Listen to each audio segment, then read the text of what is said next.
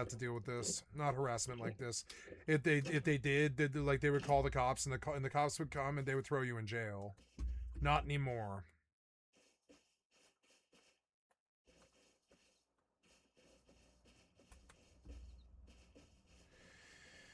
Kind of want to run a fuse over to ferry terminal. I don't want to do that while it's dark. I should seal this up and make a different approach up the building, like on that side, so I can just get up and not be like letting someone into my loot room, essentially. But I did not buy this. Sorry, I did not build this base correctly. I am now 38, which is good. Did I get fire 2 yet? Yes, I did.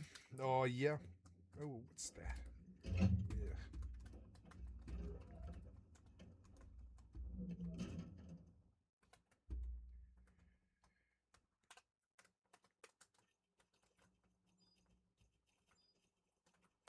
Oh, Yag Persecutors. They're ink tough at 62. I came the wrong way, sort of.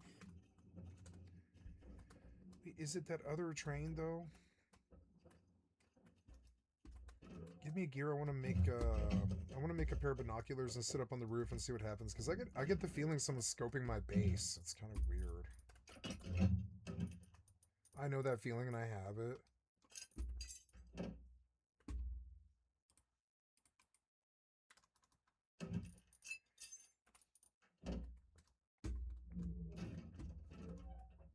Oops, that's not what I wanted to do.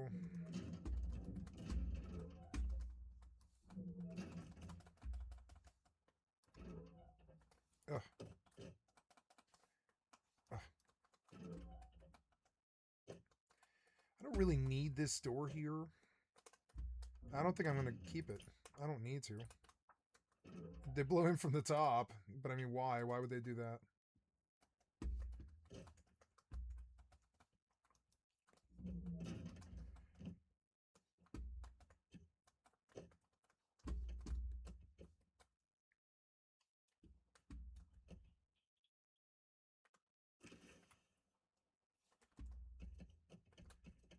Right? I saw him blow by on a train. Why is it I saw that guy? I like saw him. Is somebody with a different name? Suddenly the pop got higher, but it is prime time, I guess.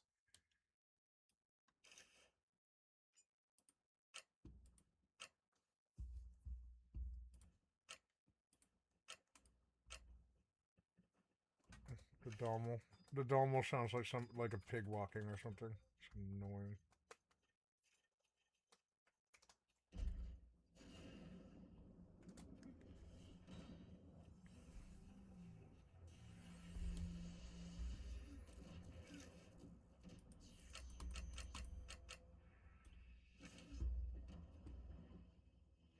He like ditched and he snuck into outposts on the wrong side. I should have been on this thing. I should have been looking in the outpost.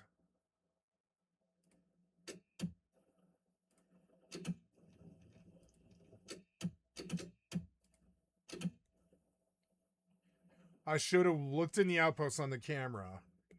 But I'm learning.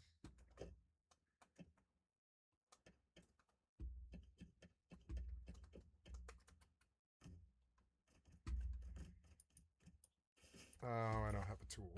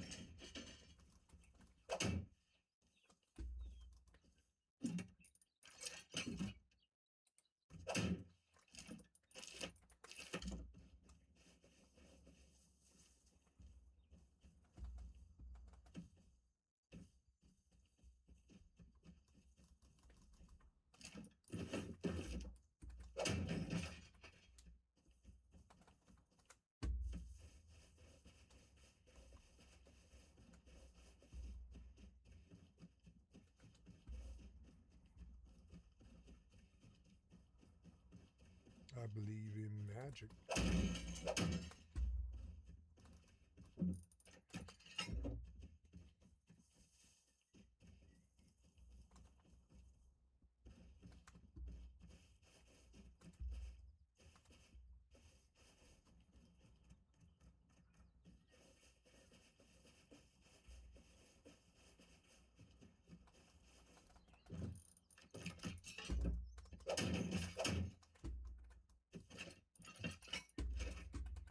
I like the shadow on the ground. It's strong and good.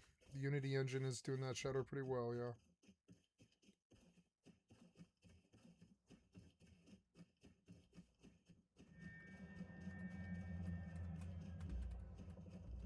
Shadow kind of looks like I'm a doctor.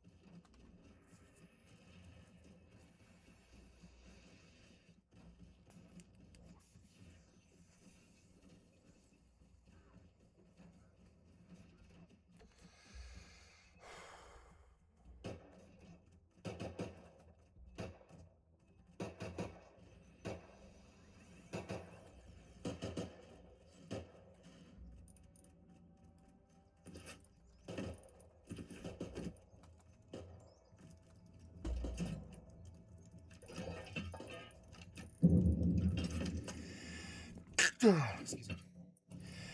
Excuse me.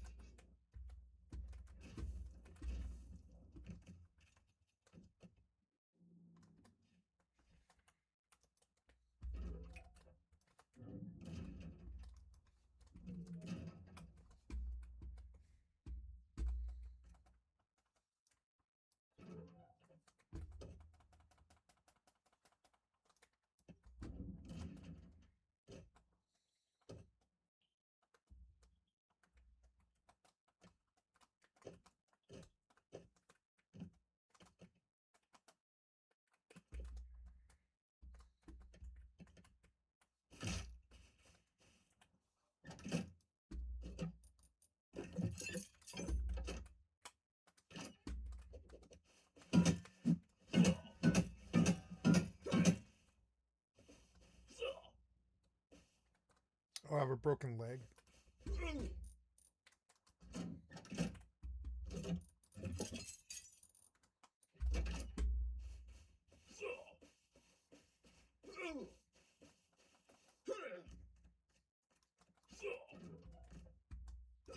I'm dying of a broken leg.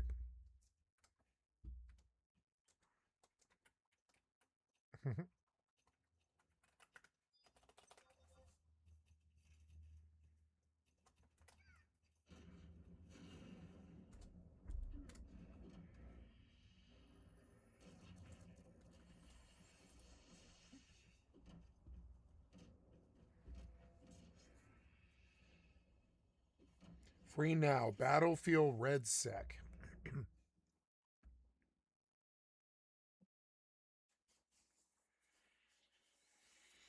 Battlefield Red Sec.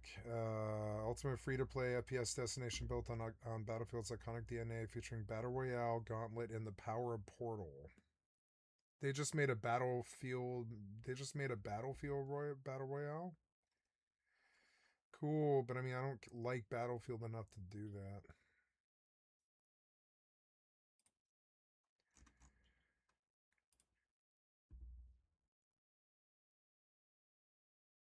Legacy mode, what does that mean?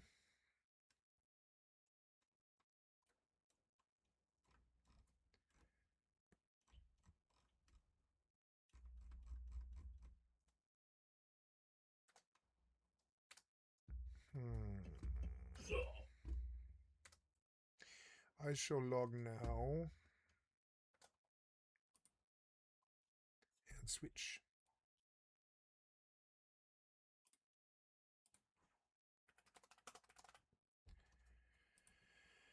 Done now. Got dinner soon, but let's go do some mortal stuff.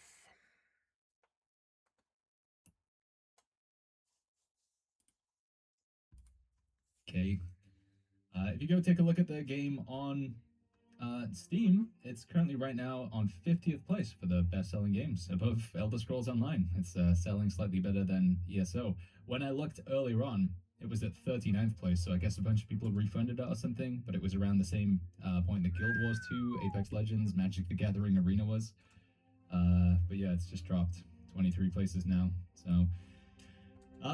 this news, I guess some of you guys are going to ask, why is this happening, Baggins? You know, they got this update out. Why is it going on? If you take a look at, like, New World from the beginning, you can see that they never really were able to get back the steam that they had with the release. New World came out, and it was just really not ready for release. Everything was broken. Everything was broken. But despite that, they have brought the game back around, and I do actually genuinely feel like the game in its current state, if it came out in the state that it's in right now, back in 2021, things would be so much different. But it is, you know, the history has happened. You can find some posts from the people who make the decisions. One thing that I'm seeing a lot of people saying is, like, how dare the developers do this to us? They put out Nighthaven, they sell us the expansion. My understanding is the vast majority, if not all of the developers, did not know this is going to happen. In fact, to give some sympathy for the developers, almost all of them have lost their jobs. They've all been laid off, as you can see here. Amazon's laid off 14,000 corporate workers. Most of the people that I know personally that work on New World or worked on New World, they're all gone. They've all been taken away. The reason why they state they're doing this is they want to focus on more casual and AI-focused games. They're putting out Courtroom Chaos starring Snoop Dogg. So, but what about Lord of the Rings?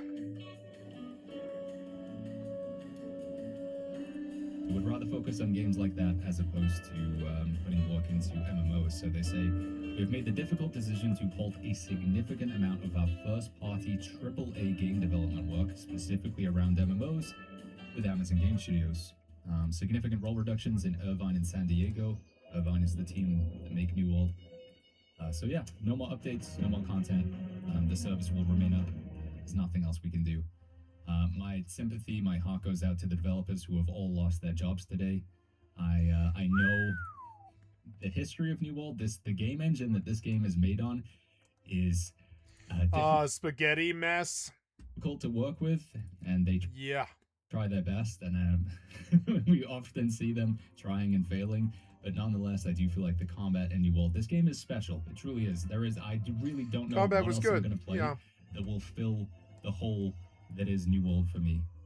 Guild Wars 2. Yeah, I don't know. Elder Scrolls Online, Black Desert. No, thank you. Those are piece of shit games. I'm not doing it.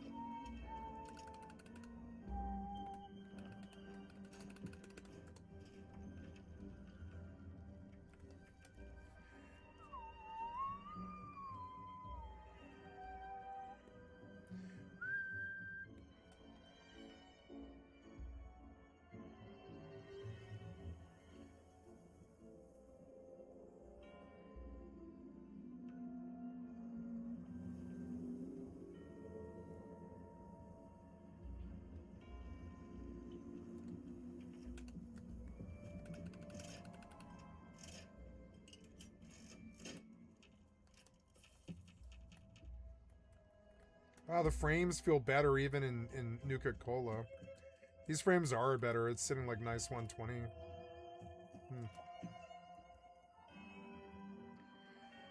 For some reason, my FFXI client died.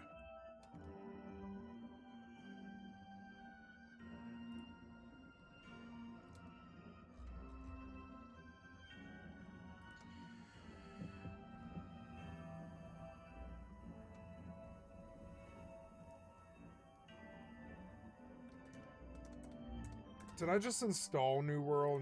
No. I was like...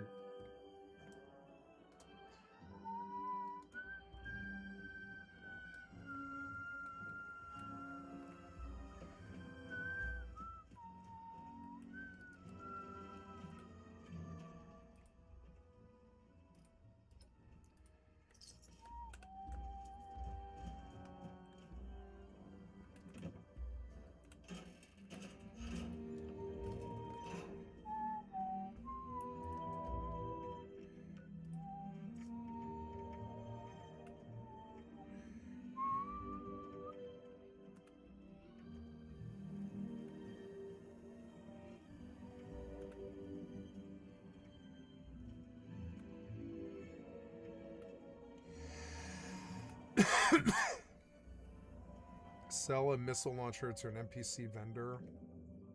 Sell pumpkin pie to an NPC vendor. Sell 15 weapons. Okay. I should have done the humans yesterday.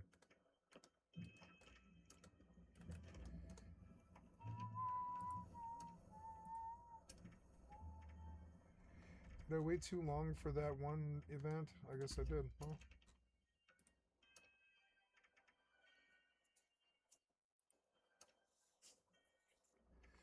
Prepare your defenses. This game has building, and it has New World stuff. It has combat that rivals New World in a way. But it's so... It's such a kid's game in a lot of ways. So corporate. And then also not. It's weird. It's...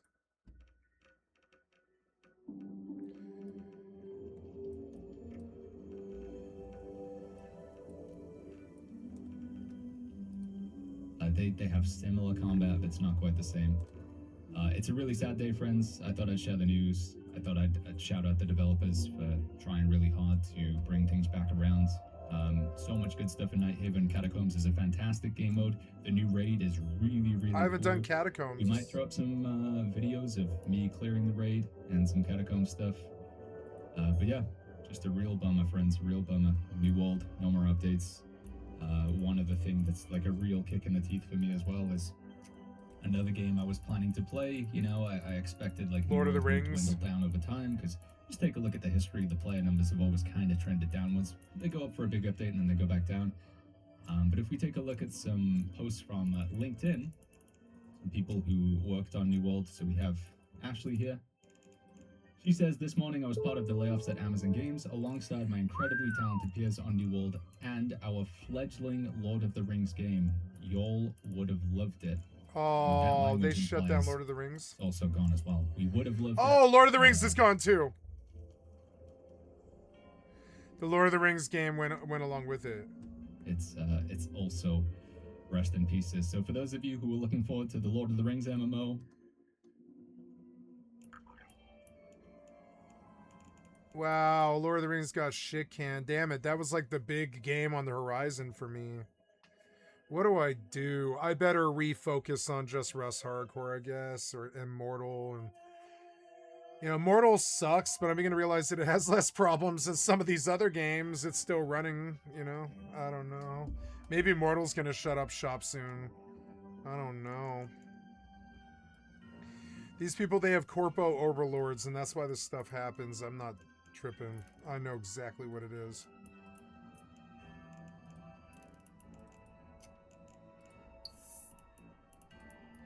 Keep getting killed AFK, but that, I mean, that's okay. I gave him a good run. And I got LP, which helps make up for it, you know. My net worth was 6 million according to you.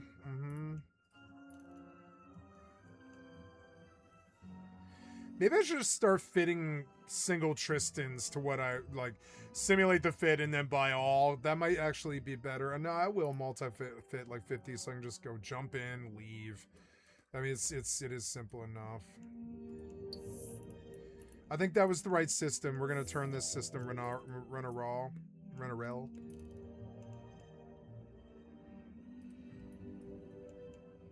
I don't want you to ask me this anymore. These messages are annoying me.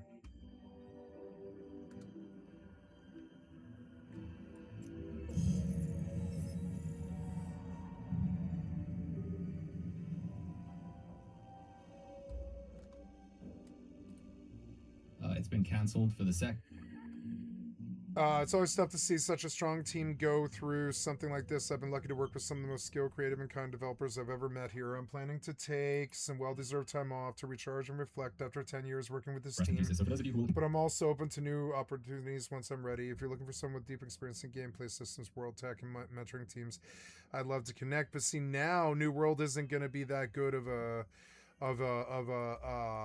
you know, it'll probably be good in the industry for her, but it's probably not that big of a, or not that good of a resume item, you know. It's probably not that good of a resume item. Warping to Stargate.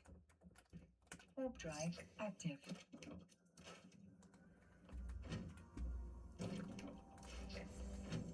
Oh, nice. That was one of them.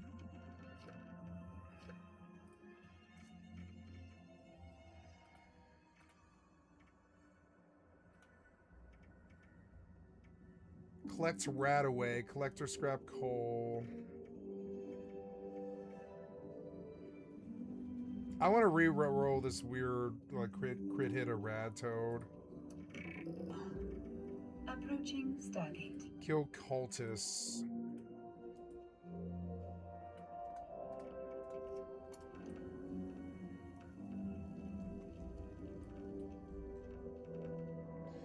Could do dailies for gold stars and stuff, but I don't know. I think I'll take Billings. Autopilot jumping. Oh, nice. I'm making caps towards the credit.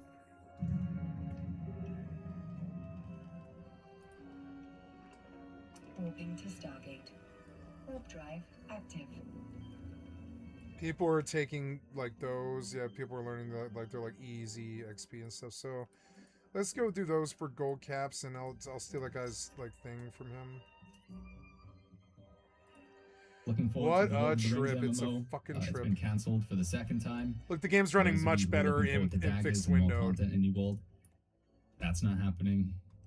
I wish I could give you guys something positive in this video, but it Nope. is a very, very dark day. I love this game so much. Yeah, it was a dark I day for really me enjoyed too. making content Yeah. on it.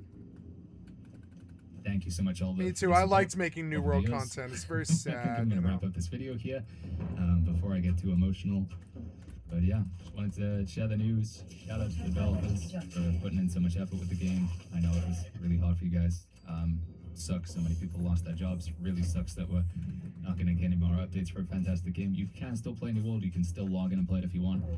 But from a content For like a standpoint, couple I will be years. looking for something else to cover on. They have given Yeah, us I shouldn't some put type of any more timeline. time into it. It's just They gonna say, die. give us 6 months notice. I feel sad I put as much time as I did in We'll give Nighthaven. you a minimum of 6 months notice before they shut the servers down. On that last day, I do plan to be there. We'll do like one more chest run or outpost rush or something like that. Don't know exactly when that day is going to be. But yeah, this video's rambling on. I know, I don't know what else to say, guys. Thank you. Thank you very much. Let me know if you guys have any recommendations for other games, if there's things that you're interested in. Ideally, new games is what I'm looking for. I want to look for something new to cover content on, as opposed to games that have been around for a very, very long time, like Guild Wars and Black Desert Online and ESO. Whilst they're fantastic games, I look for that new adventure. So yeah, if you guys got any recommendations, leave them in the comments down below. If you want to jump in on the Discord and talk about the game and give some commiserations, discord.gg/the Shire. Put a link to that in the description down below as well. But with that said, I'm going to wrap up this video here, and I'll catch you guys all in the next one.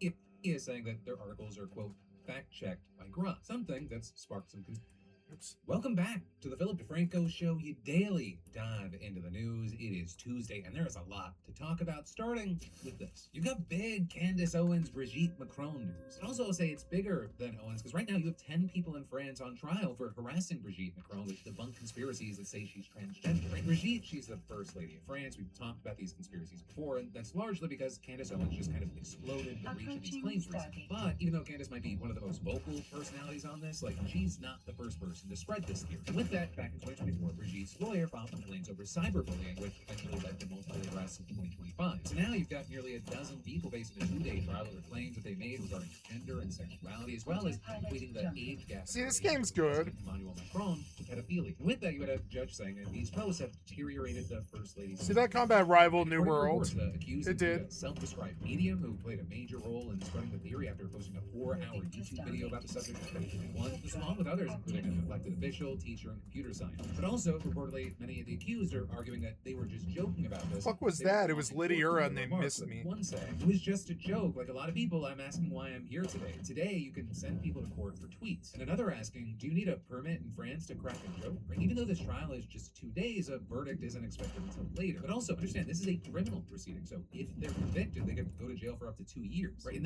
this is definitely not the only legal action that the Macrons have taken over these trans conspiracies. One of the reasons we talked about it is in July, they sued Candace Owens for defamation for repeatedly claiming that Brigitte was born male, but also that Candace was continuing to spread that theory, right? I mean, as recently as this weekend, she was posting more what she called evidence to back her claims on Twitter. And then actually, the day the trial in Paris started, she wrote, if it walks like a dude, talks like a dude, and is listed in the French tax registry as a dude, then it's the first dude in France. Right? So she appears to just definitely not be stopping Macrons as well. They're not backing down from their fight. And in fact, with that, just last month, you had BBC News reporting that they would be presenting photographic and scientific evidence to a U.S. court to prove that Brigitte is a woman. You had their lawyer saying it is a process that she will have to subject herself to in a very public way, but she's willing to do it. She is firmly resolved to do what it takes to set the record straight. That unpleasantness and that discomfort that she has of opening herself up in that way is what it takes to set a record straight and stop this. She 100% is ready to meet that burden. But with all that, you have some seeing this explosion of people that are believing this conspiracy theory and arguing that it speaks to larger trends and issues that we need to care about. For example, a professor at the University of Portsmouth in the UK saying these rumors are part of the broader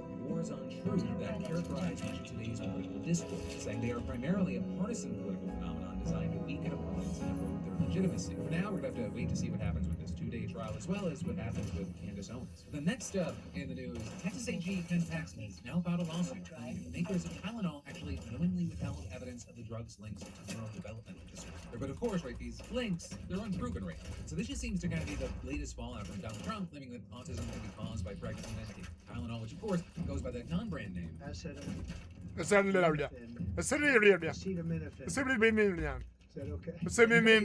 Texans complain, or Johnson & Johnson, which sold Tylenol for decades, and Envy, which is a spin-off company that's sold the drug since 2023. And then with that, you had that spokesperson for Not Johnson really, & Johnson no. You noting can't that the even company say the word divested its acetaminophen. You're business too years old. ago and added all rights and liabilities associated with the sale of its over-the-counter products, including Tylenol, are owned by Acetaminophen. Actually, with that, Paxton's lawsuit also claims that this is the real reason that Kenvy was created, to shield Johnson & Johnson from liability over Tylenol. So I will say, Paxton has provided no evidence of that at this point, and when Johnson & Johnson first announced a spin-off in 2021, they said that it was just a business decision. And with that, I do think that it should be noted, there is other stuff and controversies involving Johnson & Johnson, where the company also recently dealt with massively expensive lawsuits over its role in the opioid epidemic and accusations that talc, once used in baby powder, caused cancer. And then you had Tylenol lawsuits, kind of picking up steam in 2022, with hundreds being filed in state and federal courts by families who claim that their children were diagnosed with autism or ADHD after use of Tylenol during pregnancy. In New York, a judge dismissed the biggest batch, more than 500 of them, back in 2023, citing a lack of scientific evidence. And now you've got those plaintiffs appealing the decision, and the hearing's actually scheduled for November 17th. Now, of course, one of the big key differences, you have the President of the United States and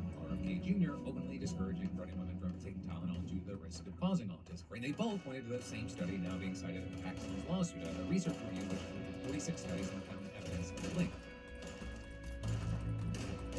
Approaching Stargate.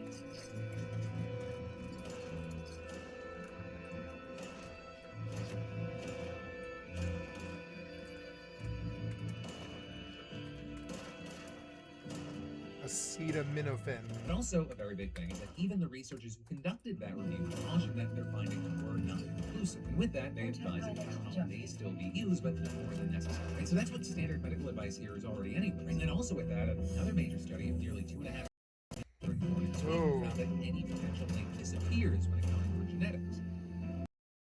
Whoa.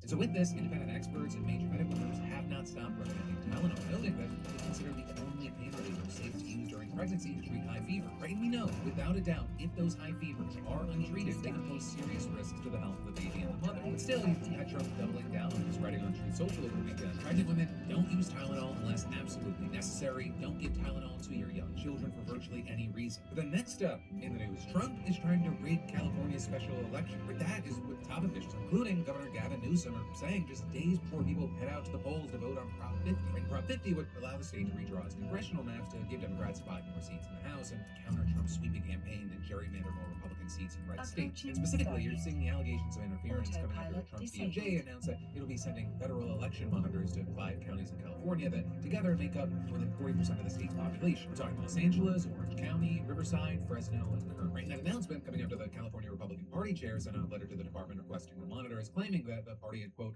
received reports of irregularities in those 5 counties during recent elections, and arguing that those alleged irregularities could undermine either the willingness of voters to participate in the election or their confidence in the announced results of the election. Now with this, I'll say federal monitoring is a routine part of elections, particularly federal elections. But you've got experts saying that the issues flagged in the California GOP's letter, they don't seem to fall under federal jurisdiction because they concern state law and state elections. Right? The federal government, it's not the place where you go to bring state law concerns. Those complaints should go to the California Attorney General's office and California Secretary of State. But also, in addition to that, experts have questioned whether the DOJ has adequately explained why federal election monitors are actually needed in California. Right? Instead, they've just regurgitated the same points that the state GOP has made. And that's actually something you saw echoed by Governor Newsom in a recent interview. The DOJ just sent out election monitors for a state ballot, for a state constitution.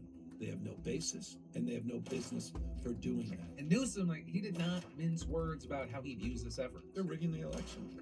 They're creating the pretext that after we're successful in Prop 50, after there's a Democratic governor in New Jersey, there will be one in Virginia, unquestionably, that they can suggest somehow these were fraudulent. These elections were rigged against them. This is a preview of 2026. Wake up, everybody. I mean, what more? They're just doing it in the open. They're doing it out loud. It's not just Yeah. trolling you. But also, it's not just Newsom, right? You also had California Attorney General Rob Bonza telling reporters that he believes the Trump administration will use false reports of voting irregularities to try to challenge the outcome of the election. Right? And Bonza claiming that there's not evidence of widespread fraud that would require federal election monitors. And then with that saying, it's naive to think that Trump will accept the results given his long history of lying about elections. So now, in response, the state AG said that California will be dispatching its own observers to watch federal monitors. Right? So all of it just screams of a healthy democracy, right? Needing a second set of observers to watch the first set of observers who seem to have been sent just to intimidate voters. But also, beyond that, like Newsom, Bonza argued that this is just the beginning, saying all indications, all arrows show that this is a tee-up for something more dangerous in the 2026 midterms and maybe beyond. And with that, you had the AG specifically pointing to a post that Trump made on Truth Social over the weekend, clearly trying to undermine the election from a different front. Right? And it's not new, but saying without evidence that Democrats were, quote, cheating on elections and beating the false claims that he beat Biden in 2020. With Trump also going on to say that unless the DOJ cracks down, it will happen again, including the upcoming midterms, and then adding no mail-in or early voting, yes to voter ID. Watch how totally dishonest the California prop vote is. Millions of ballots being shipped. Get smart, Republicans, before it's too late. And of course, with that, there is literally zero proof of any fraud or anything even vaguely dishonest with the early and mail-in voting on Prop 50. And there's nothing wrong with millions of ballots being shipped to voters. California law literally requires all registered voters Dinner to soon. send ballots. And all of this, as Trump's message urging people not to vote early or by mail, it directly contradicts the official messaging of the California GOP, which has encouraged Republican voters to do exactly that. So it's clear what he's doing. Like, we've seen this exact playbook before. There's no guesswork involved. Trump and co, they're sowing the seeds to subvert democracy and undermine the will of the people, and California is just a taste, a preview. So, for now, we're gonna have to wait to see what happens, though. Just to add my 2 cents, I've said this and I still stand by it. If you live in California, you are a California voter, I highly recommend you go out and vote in this election, because the stakes truly couldn't be high. There are very few options right now on how people can actually resist what appears to be Trump's authoritarian takeover of the government, and this is one of them. I hate that it is at this place. In an ideal world, nationwide, we have third-party lines being made. It's as fair as possible. When Trump, others, really whoever in life, just throw out the rule book and they're going power by any means necessary, you can't tie your hands behind your back to act like the situation is normal. This is not normal. But I know I try to keep an even tone through everything. It's my presentation style. You are not crazy for feeling like everything is crazy right now. But you are crazy if you think things are going to go a positive way if you don't do something when you can. Going to the ballot box is one of those ways. And here, not only will your vote help determine control of the House in 2026 to combat what Trump's trying to do with gerrymandering and redistricting, it'll also set the tone and possibly give us a glimpse into what Trump's inevitable efforts to deny the outcome of certain midterm elections looks like. And then we're diving into even more in just a minute. But first, let me say, you ever notice how you'll spend an hour scrolling for a good brunch spot, but booking a doctor, suddenly you're too busy? Because yeah, same. Until I finally got my life together with today's sponsor, ZocDoc. Because ZocDoc is a free app and website where you can search and compare high-quality in-network doctors and click to instantly book an appointment. Like, seriously, you can search and compare over 100,000 in-network doctors across every specialty. Mental health, dental, primary care, urgent care, all of it. You can filter by location, insurance, and ratings from verified patients, so you actually get a doctor that fits your needs. And once you find them, you can see their real-time appointment opening and instantly click the book. No phone tag, no hold music, just done. The best part, appointments happen fast, often within 24 to 72 hours, and sometimes even same day. I mean, it's the right kind of shortcut, because taking care of yourself shouldn't feel like a chore. I personally use it, I personally love it, and honestly, it's made booking care feel less like a task and more like a relief. So hey, stop putting off all those doctor's appointments, scan the QR code, or go to ZocDoc.com/Phil to find and instantly book a top-rated doctor today. That's ZocDoc.com/Phil, ZocDoc.com/Phil. But then next up in the news, Musk just dropped his latest project called Grokpedia, which is a competitor to Wikipedia, but instead of crowdsourcing information, Grokpedia's articles are created using Musk's XAI and their chatbot, formerly known as Mecha Hitler. Right, this whole idea appears to have actually been born a month ago when Musk made an appearance on the All In podcast hosted by David Sachs, where he was singing Grok's praises. If you take the Wikipedia as an example, but this really applies to books, PDFs, websites, every form of information. Grok is using heavy amounts of inference compute to look at, as an example, a Wikipedia page and say, what is true, partially true, or false, or missing in this page? Now rewrite the page to remove the falsehoods, correct the half-truths, and add the missing context. Elon, by the way, could you just publish that? Could we create like a Grokpedia? But Sachs went on to say that something like this is necessary because he says that Wikipedia has become heavily partisan and, quote, full of activists, which is a cause that Musk himself has taken up this year, saying that Wikipedia is too woke and generally disparaging what he called an extension of legacy What? propaganda. But since that moment with David Sachs, the idea of Grokpedia very quickly snowballed into a reality. He wants And to Musk saying that it's whitewash, super important for you know, civilization and a necessary the civil step rights towards the movement or SAI whatever, goal not of civil rights, but the understanding whole, universe. you And as know, far Jim as how Crow, it works exactly, there are still a lot of unanswered apartheid. questions. So obviously, the big difference is the lack of apparent human authors, with Grokpedia saying that their articles are, quote, fact-checked by Grok, something that's sparked some concern because large language models like Grok have been known to hallucinate or make up facts. But even with those questions and concerns going largely unaddressed, the first iteration of Grokpedia went live yesterday with its homepage touting some 885,000 articles. And just for comparison's sake, Wikipedia's English version has more than 7 million pages. But that said, right off the bat, there have been some issues. First up, the launch was delayed by about a week, with Musk saying they had to, quote, do more work to purge out the propaganda. And then when the site did launch yesterday, it crashed within hours before coming back up last night. But the big thing that people are talking about is the content of these articles. Because when you know it, some of these articles, they seem to skew in favor of Musk's recent views and just right-wing talking points in general. So for example, with the entry about January 6th, you have Grokpedia saying it happened, quote, amid widespread claims of voting irregularities, before then going on to say the events of that day fueled enduring disputes over its nature, ranging from a legitimate expression of grievances against perceived electoral flaws to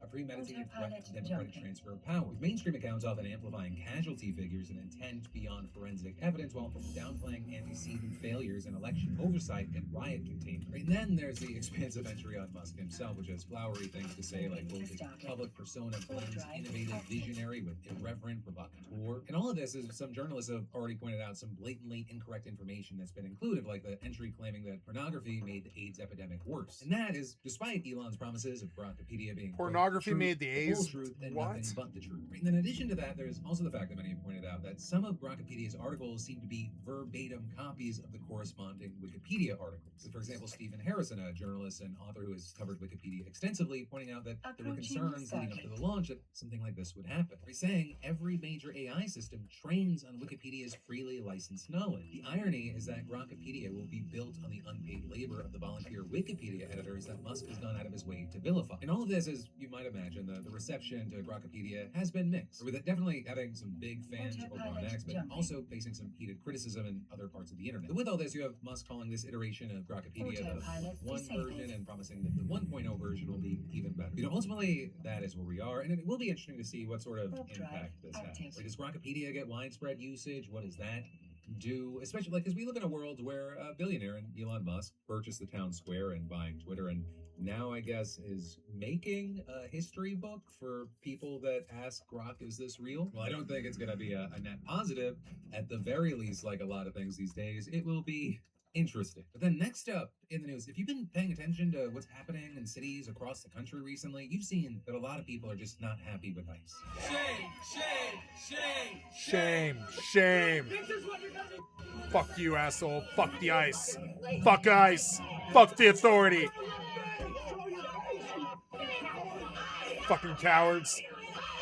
Pig fuckers. Also, with all that, there's a very surprising person who's also upset about immigration enforcement, and that is Donald Trump. Because Trump in the White House, they're reportedly frustrated that they're not being aggressive enough. Right? I mean, back in May, Deputy Chief of Staff Stephen Miller reportedly berated and threatened to fire senior immigration officials unless they started arresting 3,000 migrants a day. And President Trump is going to keep pushing to get that number up higher each and every single day. And we can't take the risk of letting these Biden illegals roam around freely so that the next American daughter can get raped, the next American kid can get murdered. And while the arrest number is actually after those comments to more than 2,000 a day, they've since dropped to less than 1,200 as of late last month. And far from reaching Trump's goal of a... The way you talk makes me sick, you weird shithead. Fucking weird Fox News, fucking freak of nature. Fucking freak! Fucking freak! The way you talk makes me fucking sick, freak. Fucking freak. The border and other ports of entry as deportations, even if they never lived inside of the United States. So ICE has already removed its acting director and top deportation officials twice. Well, now, according to reports, the White House is about to reassign at least a dozen ICE regional directors around half the agency's leadership and replace many of them with Border Patrol officials. And that, apparently, because Border Patrol have a reputation for being much more aggressive than ICE. Whereas ICE, is known for conducting these time-intensive, targeted operations that go after specific people that they've been investigating. investigating. CBP, they prefer these big sweeping raids that often scoop up the wrong people, cause panic, and provoke protests. And they've actually been behind some of the craziest scenes we've seen in recent months, like agents repelled from a Black Hawk helicopter into an apartment building as families slept in Chicago, or like when they jumped out of a rental truck What? and stormed From a Depot Black parking Hawk? lot in LA, arresting more than a dozen people. So as one DHS official told NBC, mentality is CBP does what they're told and that the administration thinks ICE isn't getting the job done, so CBP will do it. Right, so now with all this, according to Fox News, the ICE directors being replaced are in Los Angeles, San Diego, Phoenix, Denver, Portland, Philadelphia, El Paso, and New Orleans. And reportedly, that list was compiled by Corey Lewandowski, one of Christine Noem's advisors, and Greg Bovino, the Border Patrol sector chief in Chicago. Also, Bovino's an interesting name to bring up because last week he was filmed throwing what appears to be a tear gas canister into a crowd of protesters in Chicago, which may have actually been illegal because earlier in the month, a federal judge issued a temporary restraining order blocking agents from using excessive force against protesters there. And that actually wasn't the only time, right? CBP's deployed tear gas against people in Chicago over and over again recently. Now, with that, you had DHS trying to defend itself, claiming that Bovino had been hit in the head by a rock and that agents warned people to back up before using the gas. But whatever the case may be, you had the judge summoning him before the court today to explain his and his agents' actions, and it didn't really seem to go well for him. Where the judge first grilling him about a number of incidents where tear gas was deployed allegedly without warning, including one time on Saturday just before a Halloween parade, saying kids dressed in Halloween costumes walking to a parade do not pose an immediate threat to the safety of a law enforcement officer.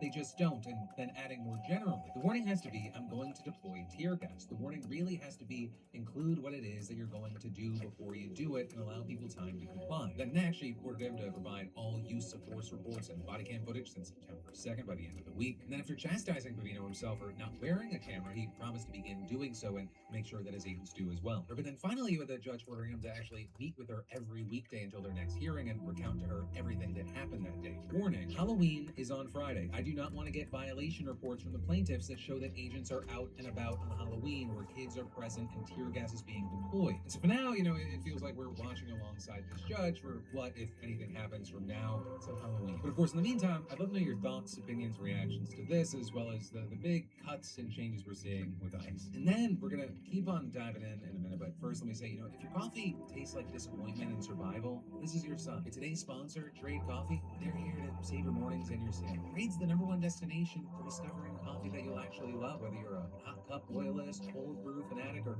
seasonal pumpkin spice defender. Right now, they're offered an insane deal, 50% off a 1-month trial at drinktrade.com/DeFranco. Right, here's how it works. You take a quick quiz and Trade matches you to small batch roasters from across the country that fit your exact taste. It's basically Tinder for coffee, but you actually want to wake up next to this one. You into cold brew? Trade's partnered with 15 expert roasters crafting blends made for that smooth all-day drip. Or more into hot coffee? Expect bold, rich roasts that taste like fall in a mug without paying cafe prices. Every bag is freshly roasted to order and shipped straight to your door, not something that's been aging in a warehouse. If you're not obsessed with your first match, Trade replaces it for free. So jump on this right now because Trade's offering 50% off a 1-month trial. Just scan that QR code or go to drinktrade.com/DeFranco to get 50% off your first month. It's drinktrade.com/DeFranco for 50% off 1 month. It's really that good. But then next up in the news, at least 3 times in the past 2 weeks, the Washington Post editorial board has published opinion pieces on issues which Jeff Bezos, who owns it, has a financial or corporate interest in. Right, and that,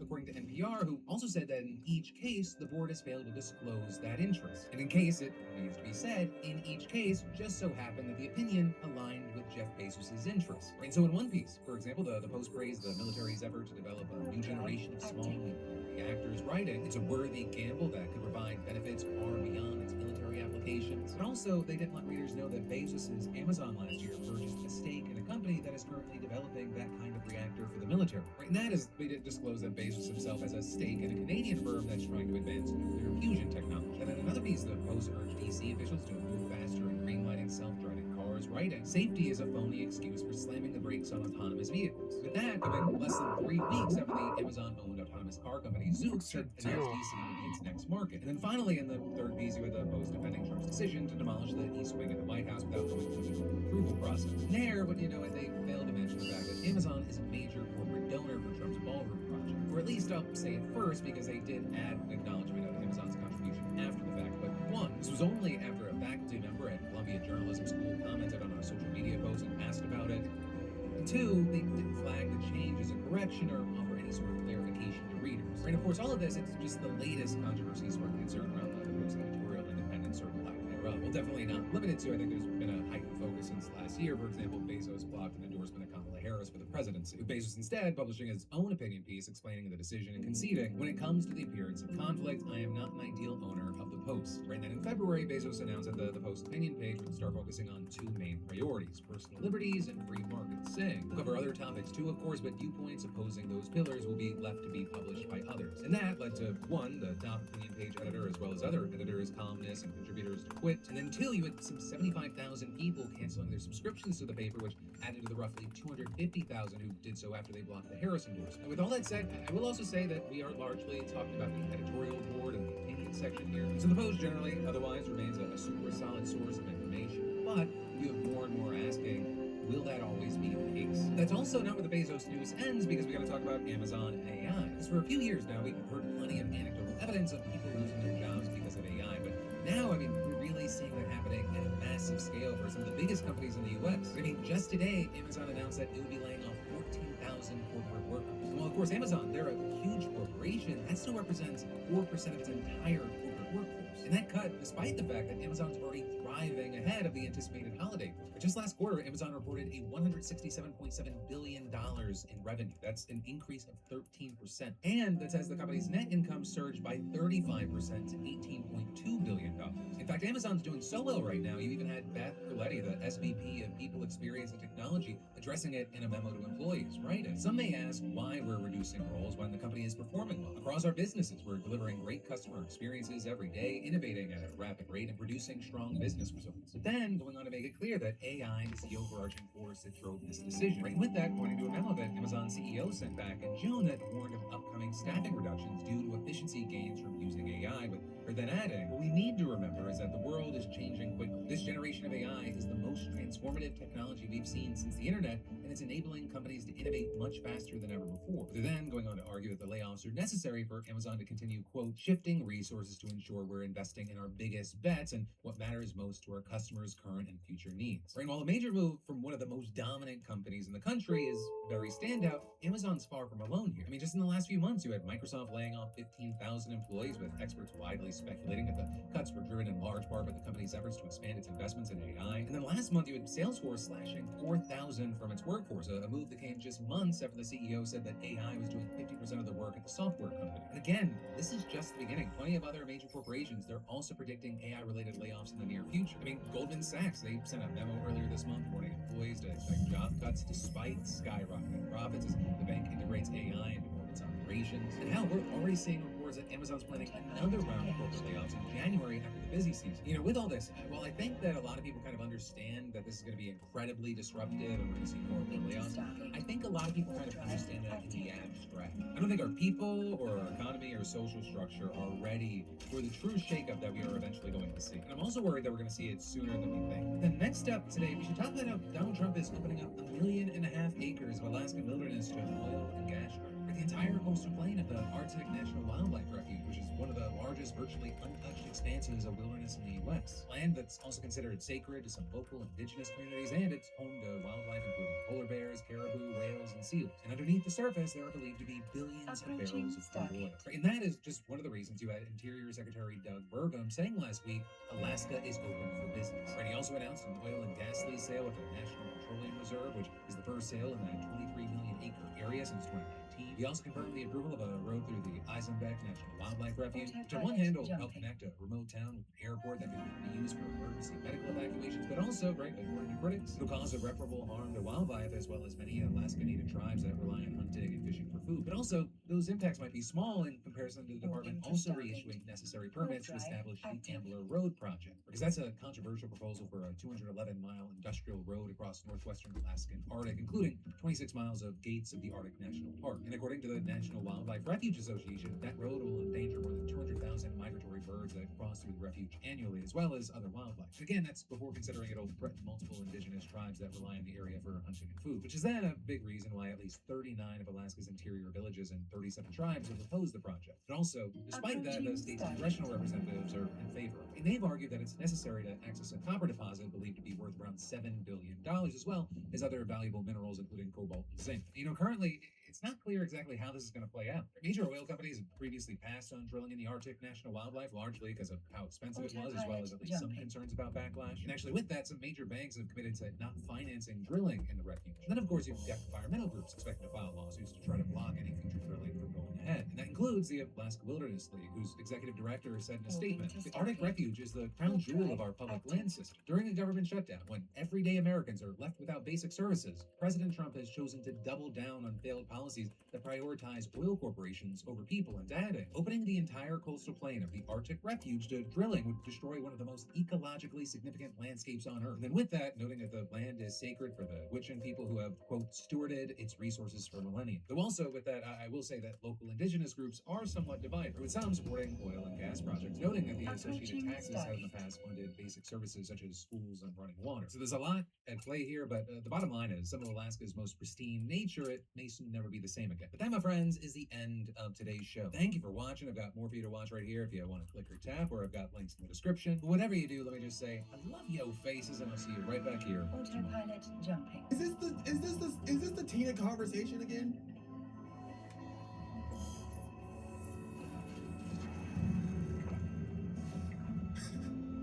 Is this gonna happen every 2 weeks? Volume is too low. Warp drive active. This is my perfect example. It's like, okay, I collab with Lacey. Lacey makes some homophobic jokes sometimes that I am not comfortable with the homophobic. Oh, sorry. Someone said that KDB is 2 pixels, and that's so funny. Where did all the pixels go? What has happened to the pixels? The camera quality is so bad. Sorry. Focus. I'm trying to figure out what the context of this is. This is my perfect example. It's like, okay, I collab with Lacey. Lacey makes some What's with the camera? homophobic jokes sometimes that I am not comfortable with the homophobic jokes Lacey has made. Lacey knows that he can't make those jokes around me. That does not mean that I am homophobic, believe it or not, everybody. Yeah. Like, you are not who you associate with. Like, shut the fuck up. You're like, you don't build bridges by burning them. That's not how it works. Like, this is my perfect Okay, you want my hot take, Chad? Do you want my hot take? Hear me out. This is a good take. Do you know who Cutie sounds like in this moment? Cutie sounds like Hassan. I'm not even saying that like as a bad thing, right? I'm not even saying that as a bad thing. Because again, to a certain extent, I don't disagree that like isolation is not going to make like racist people not racist, or like homophobic people not homophobic. There is some truth to that. So like on principle, from what she's saying here, like I don't inherently disagree. The way I don't even agree with it fully when Hassan says it, but the reason why I think it's different with Cutie is because like Cutie's not like an activist, you know? Approaching Stargate. She doesn't like do politics. You feel me? Like she doesn't have like an overarching goal to like convert racist people or convert homophobic people. And so it sounds very similar to something that Hassan says. But that's just, I think that's how it comes across as different when she says it. I don't get her point about building bridges either. It's just like if, okay, this is why I said it's literally the exact same conversation that like we had and talked about when it was Tina, disabled. right? Because Tina said the same thing, right? Tina said that like, I'm gonna be around people that I don't agree with, but I can't change them, I can't correct them if I, you know, just leave them out to their own devices and I'm not there, right? It's the exact same conversation, obviously. You know what I mean? Talking about de-radicalizing, yeah. Like in real life, you can't just ban someone and I think that solves a problem, but you gotta work it out. In theory, sure. In theory, sure.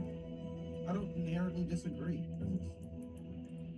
It's like coming from a place of knowledge and activism. Cutie never done anything outright to educate or make a stance on issues.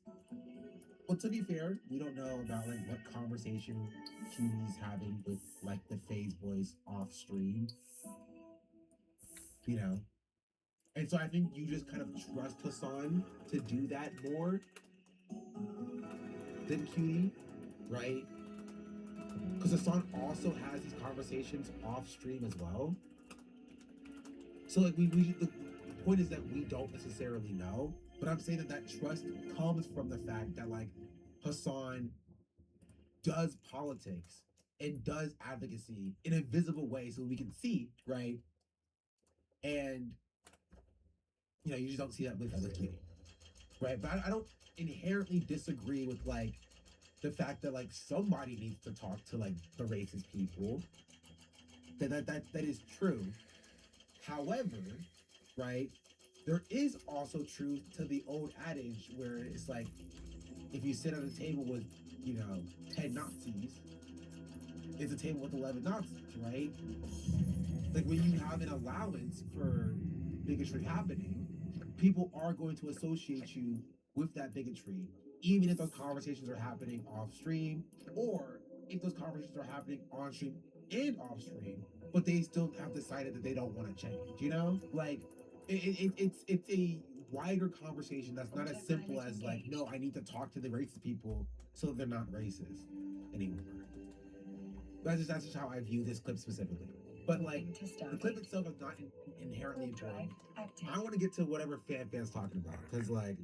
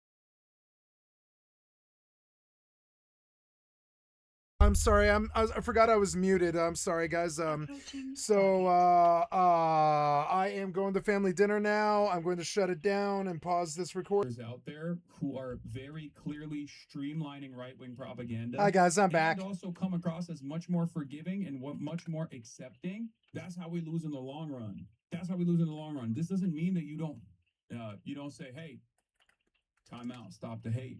Okay, you should do that. I do it all the time, and you should too. If you see something cringe, you go, hey, that's a little bit cringe, big dog. Where'd you learn that? Time out, stop the hate. Okay, straight up.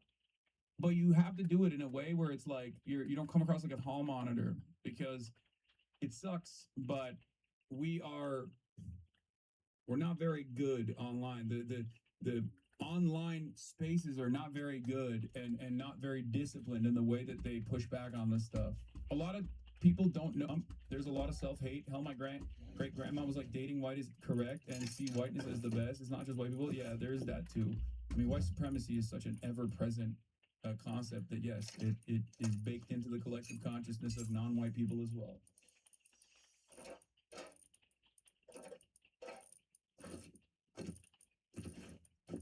The normal people's starting point is rooted in white supremacy and misogyny, and even making them aware of that is an extreme step that they more often than not take offense to. Yeah. Yeah. As a former normie, your strategy works? Yeah, I mean, clearly. Clearly.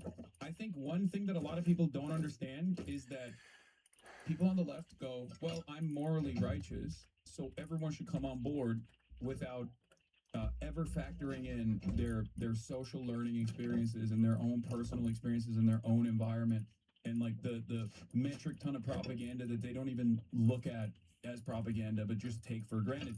They don't realize that like a lot of people's starting position is fucking incredibly reactionary, because we live in a reactionary culture. We live in a reactionary world. We live in a reactionary country, right? So you always have to factor that in when you are having conversations with people. You know, you trap more. What is the term? You trap more flies with honey than vinegar.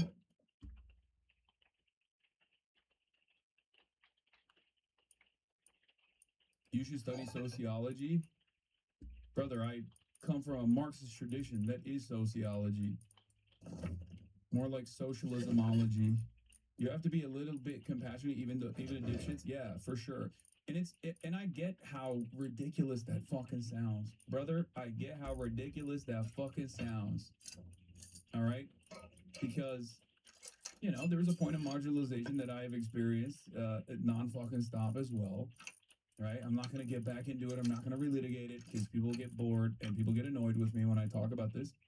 But yes, I understand how much of a hair trigger you develop over years and years of trying to constantly fucking justify your existence. Bro, how do you come from a Marxist tradition, espouse this liberal, non-materialist ass take?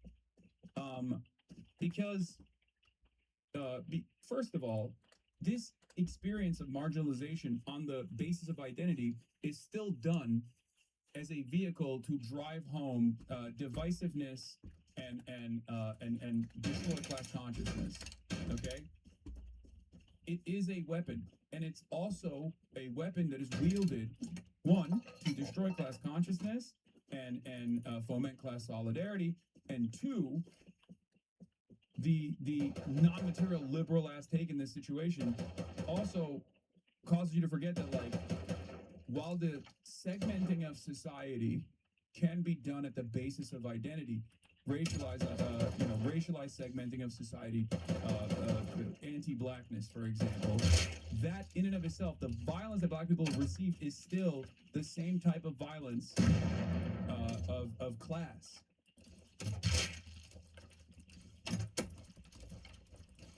This is not like I get called a class reductionist all the time, but I think I have a more unique take on this. And what I mean by that is like anti-blackness is still class violence. Okay? White supremacy is still class violence. It always is class violence. It's both class violence because it's divisive and it causes those in the working class to behave like lumpen proles, okay? And also on top of that, the violence that black people receive from the superstructure, the violence that black people receive from systematic factors is still the very same, if not worsened, version of class violence. Like redlining. Redlining was directed at black people, but the outcome for black people was still being on the receiving end of class violence. It was racialized, but it was still class violence.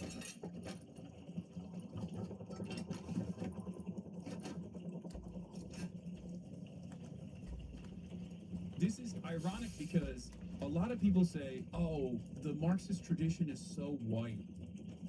And yet,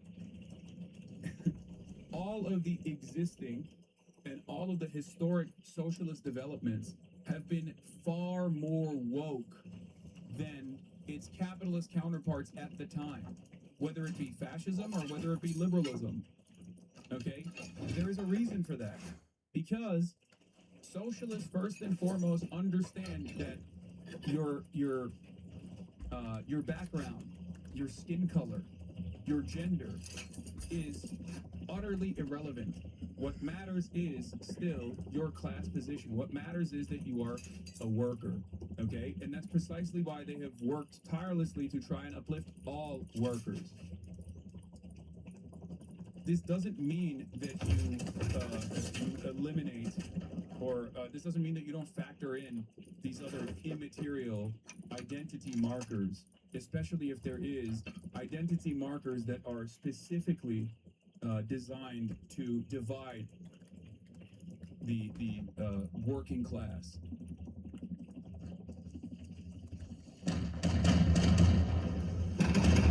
Anyway.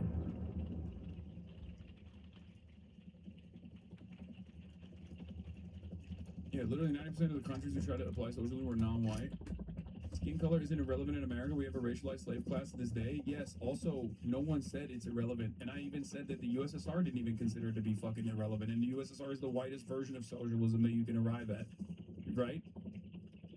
As opposed to the numerous other successful or failed versions of socialist revolution.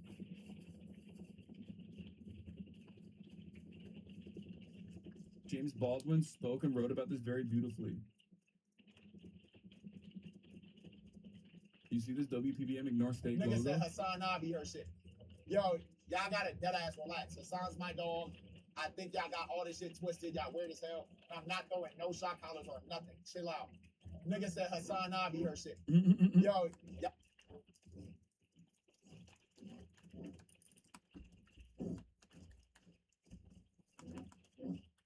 Love the Cowboy Bebop shirt, my fellow millennial.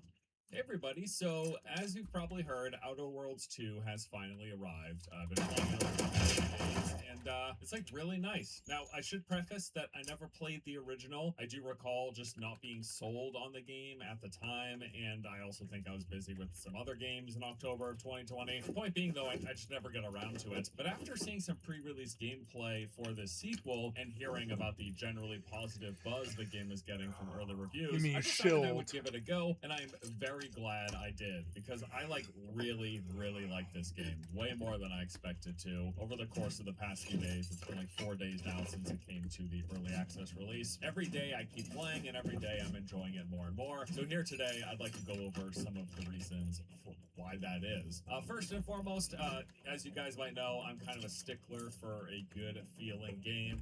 There's a lot of things that go into the equation of what makes a game fun to play, but good feeling combat is pretty top of the list in priority for me for most of the games that I play. And this game's combat just is really enjoyable. Really? Gunplay is really really good. Maybe exceptional is the word.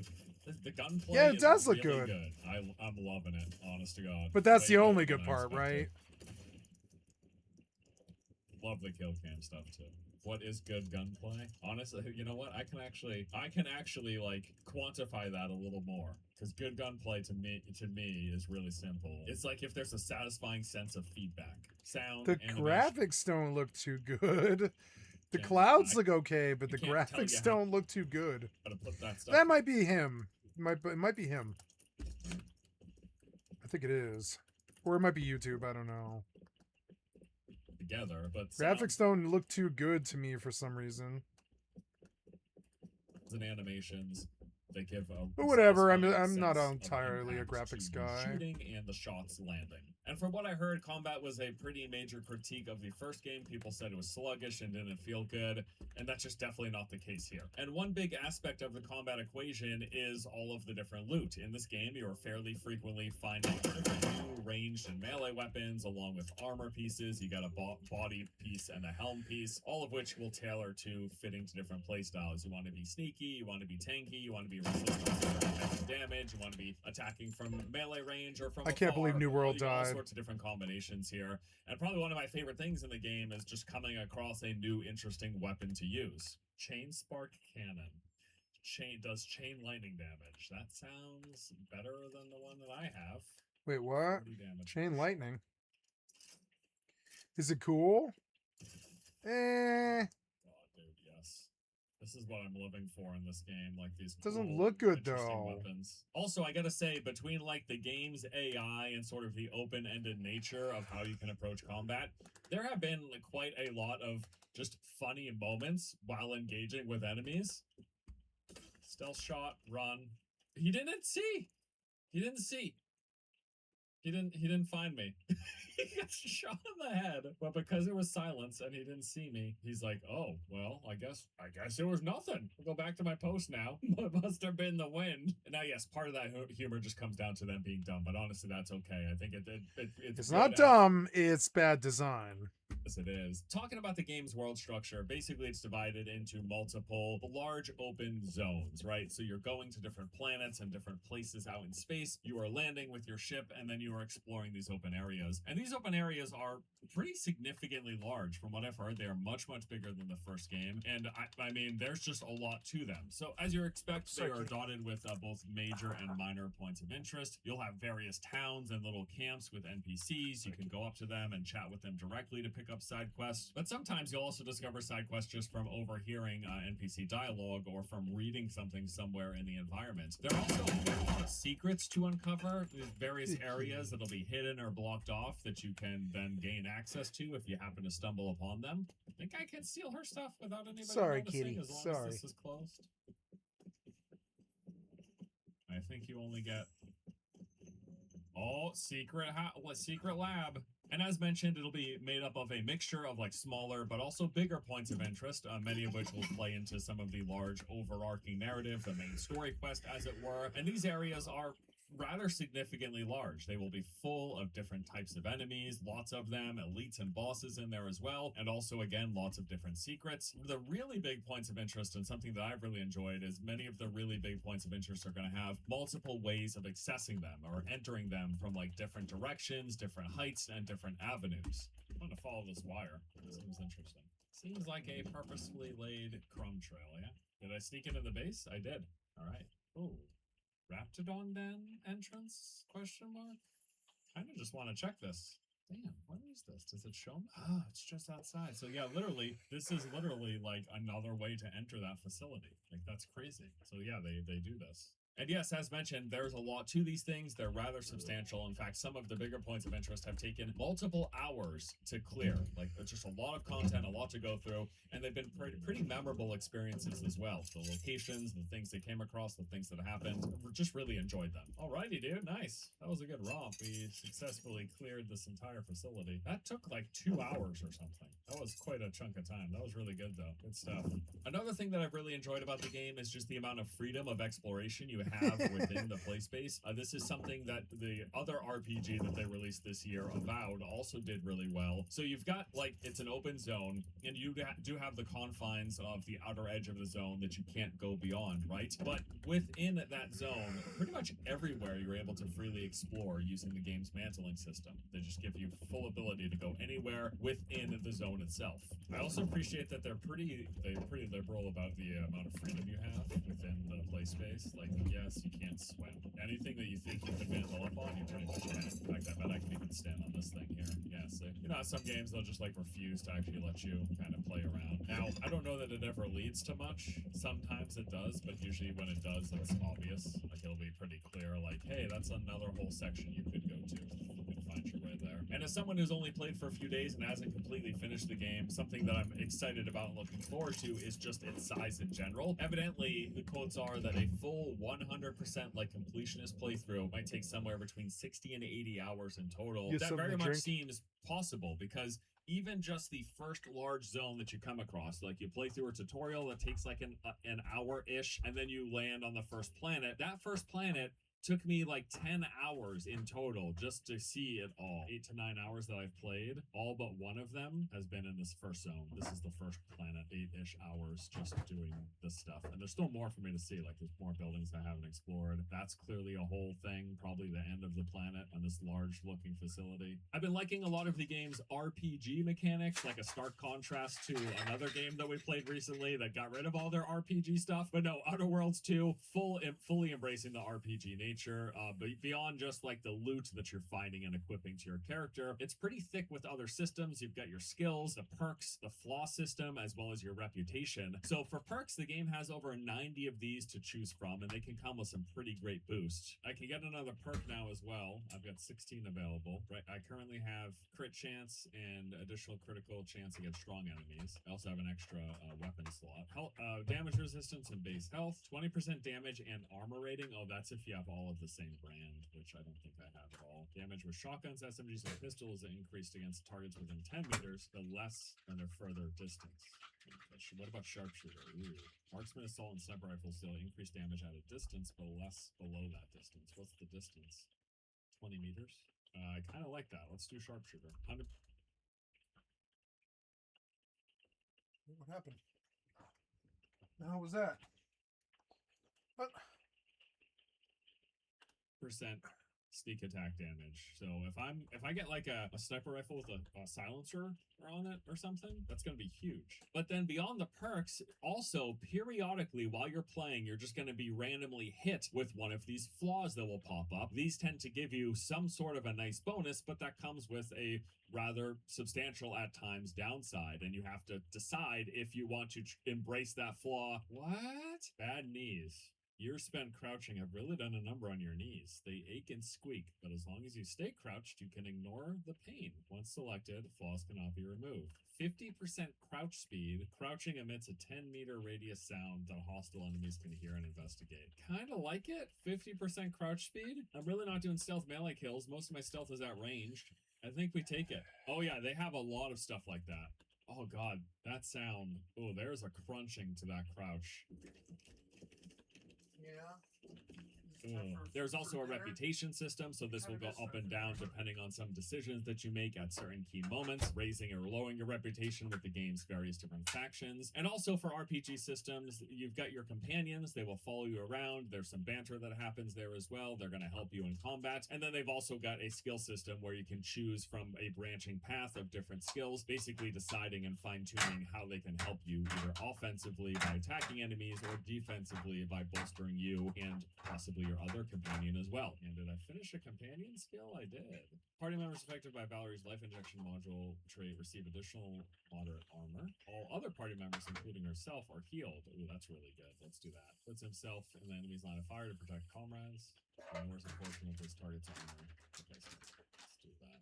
And then on top of all of that, beyond the perk system, the flaws, your reputation, and the companion skills, you also have the stat system where you are choosing from, there's like rather basic combat related ones. Things will do things like increase your damage with guns or melee, make you better at sneaking. But then there's also a bunch of like functionally useful ones. You've got things like lockpicking, hacking, engineering, and science. And these actually can directly impact how you interact with the world, and they're at times either going to grant you access or restrict access to certain areas and objects in the environment. Does all routes have multiple ways to go through? And most of them have seemed to, yeah. There's usually like a couple of ways to get in. So you'll have like an area that's locked off, and there might be a way to hack your way in, or lockpick your way in, or engineering your way in.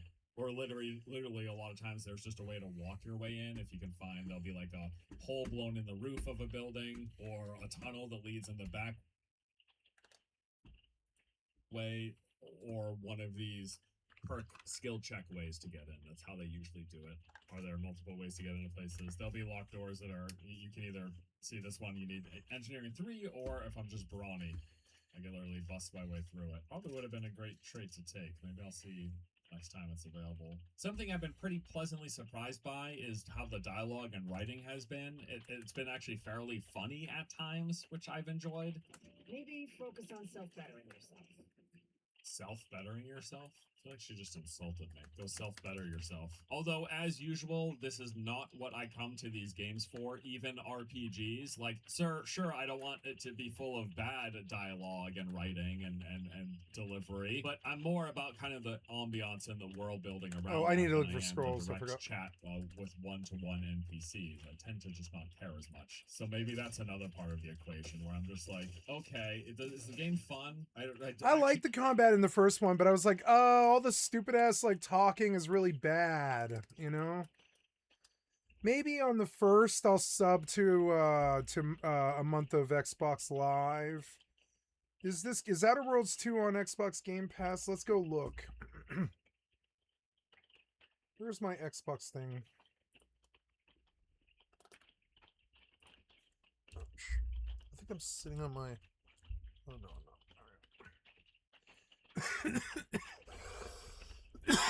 All right. Yes, The Outer Worlds 2. Will it be on Games Pass? Halo Campaign of All will be. Might be worth a playthrough. Join Game Pass, play day 1. Yeah, I probably will. I probably will play Game Pass. I'll pay a Game Pass for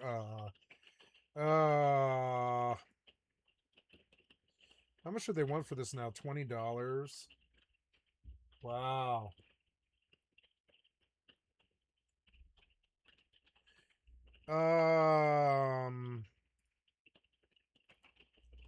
Yeah, I'll probably play this on Game Pass. That's a good way to do it. Actually don't give a shit if the writing is good or not. Can you tell me if the game's fun, please? Is it enjoyable to play? Does it run well? Am I entertained while I'm playing it? It depends on the game too, I suppose, right? Because if you've got a game like The Last of Us, you kind of want, like, part of the appeal is the good writing. I'm just being honest. Like, most of the time, with the exception of certain games, most of the time, I just don't care if the writing is good. I don't even read the writing most of the time. Yeah, exactly. Put the gun in my hand, point me in a direction, tell me where to shoot. Yeah, and that's the other thing too. People will come to games for different reasons. People will come to different games for different reasons. I totally get that. That is not lost on me. And sometimes I like watching a good artsy movie.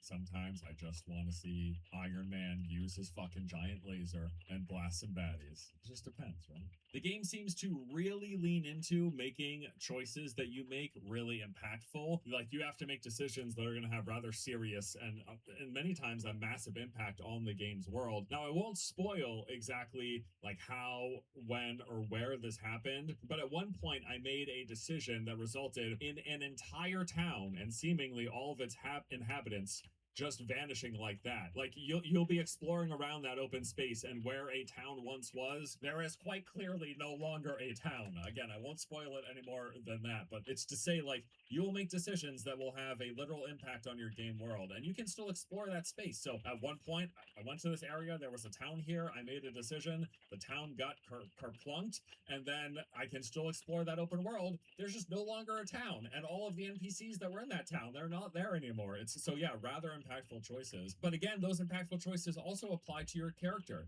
With the skills, the perks, and the flaws that you pick, those will have an impact on what you can do and how you can engage with things. It's really cool. Like, they're not afraid to give you drawbacks, basically, that will, in a way, like, negatively impact you or restrict your choices. One other interesting thing that I've noticed is, like, they put pretty severe weight on your, like, the RPG stuff. Like, there's just some things you can't do if you're not spec'd into it. Like, they really make it kind of meaningful what you decide to play as, the Hi, role you kitty. pick, and how you spend your perks and everything. Okay. And I think that extra layer of all those negatives Sit that on you my can lap. potentially get as well, Sit on my lap, kitty. drawbacks, the flaws, also amazing.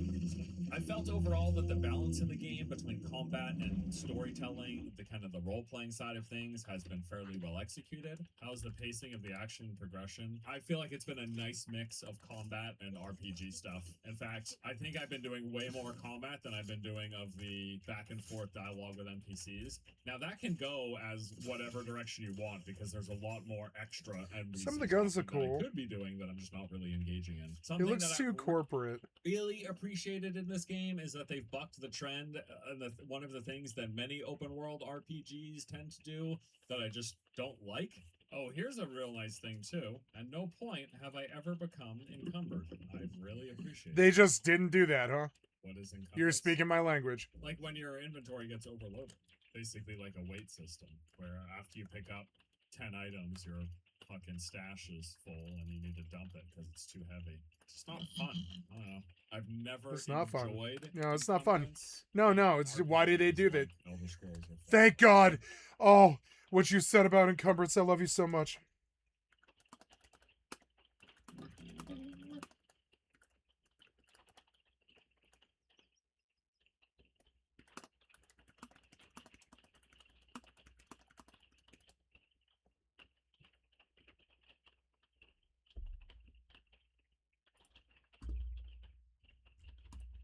Been like, oh fun, I'm encumbered, now time to teleport back to town. I will make a quick note as well that performance for me has been pretty good. I don't think I've run into any issues, technical, no crashes, no, it's no encumbered, major yeah. frame rate issues or hiccups or anything. Although as usual, results will vary here. I have heard other people of having performance issues, but I just don't know how widespread it is. Again, as always, me talking about performance comes with a massive disclaimer that it will vary dramatically depending on your system, your rig, your setup, and all of that. So keep that in mind.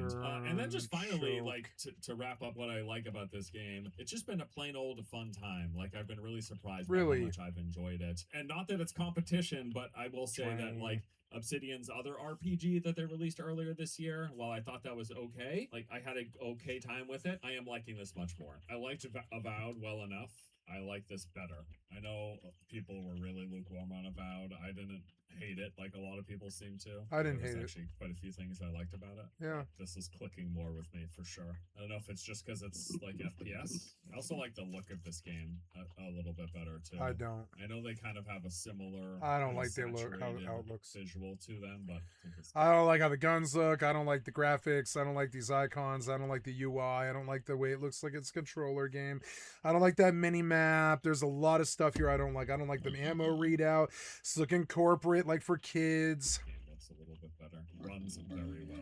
The combat is, you know, I'll be honest, when I think about Outer Worlds 2 combat, I think of the ability to slow down time, bullet time, and if it offers that, it might be a pretty good game, but I still don't see how that's better than Starfield. I think Starfield's better than this.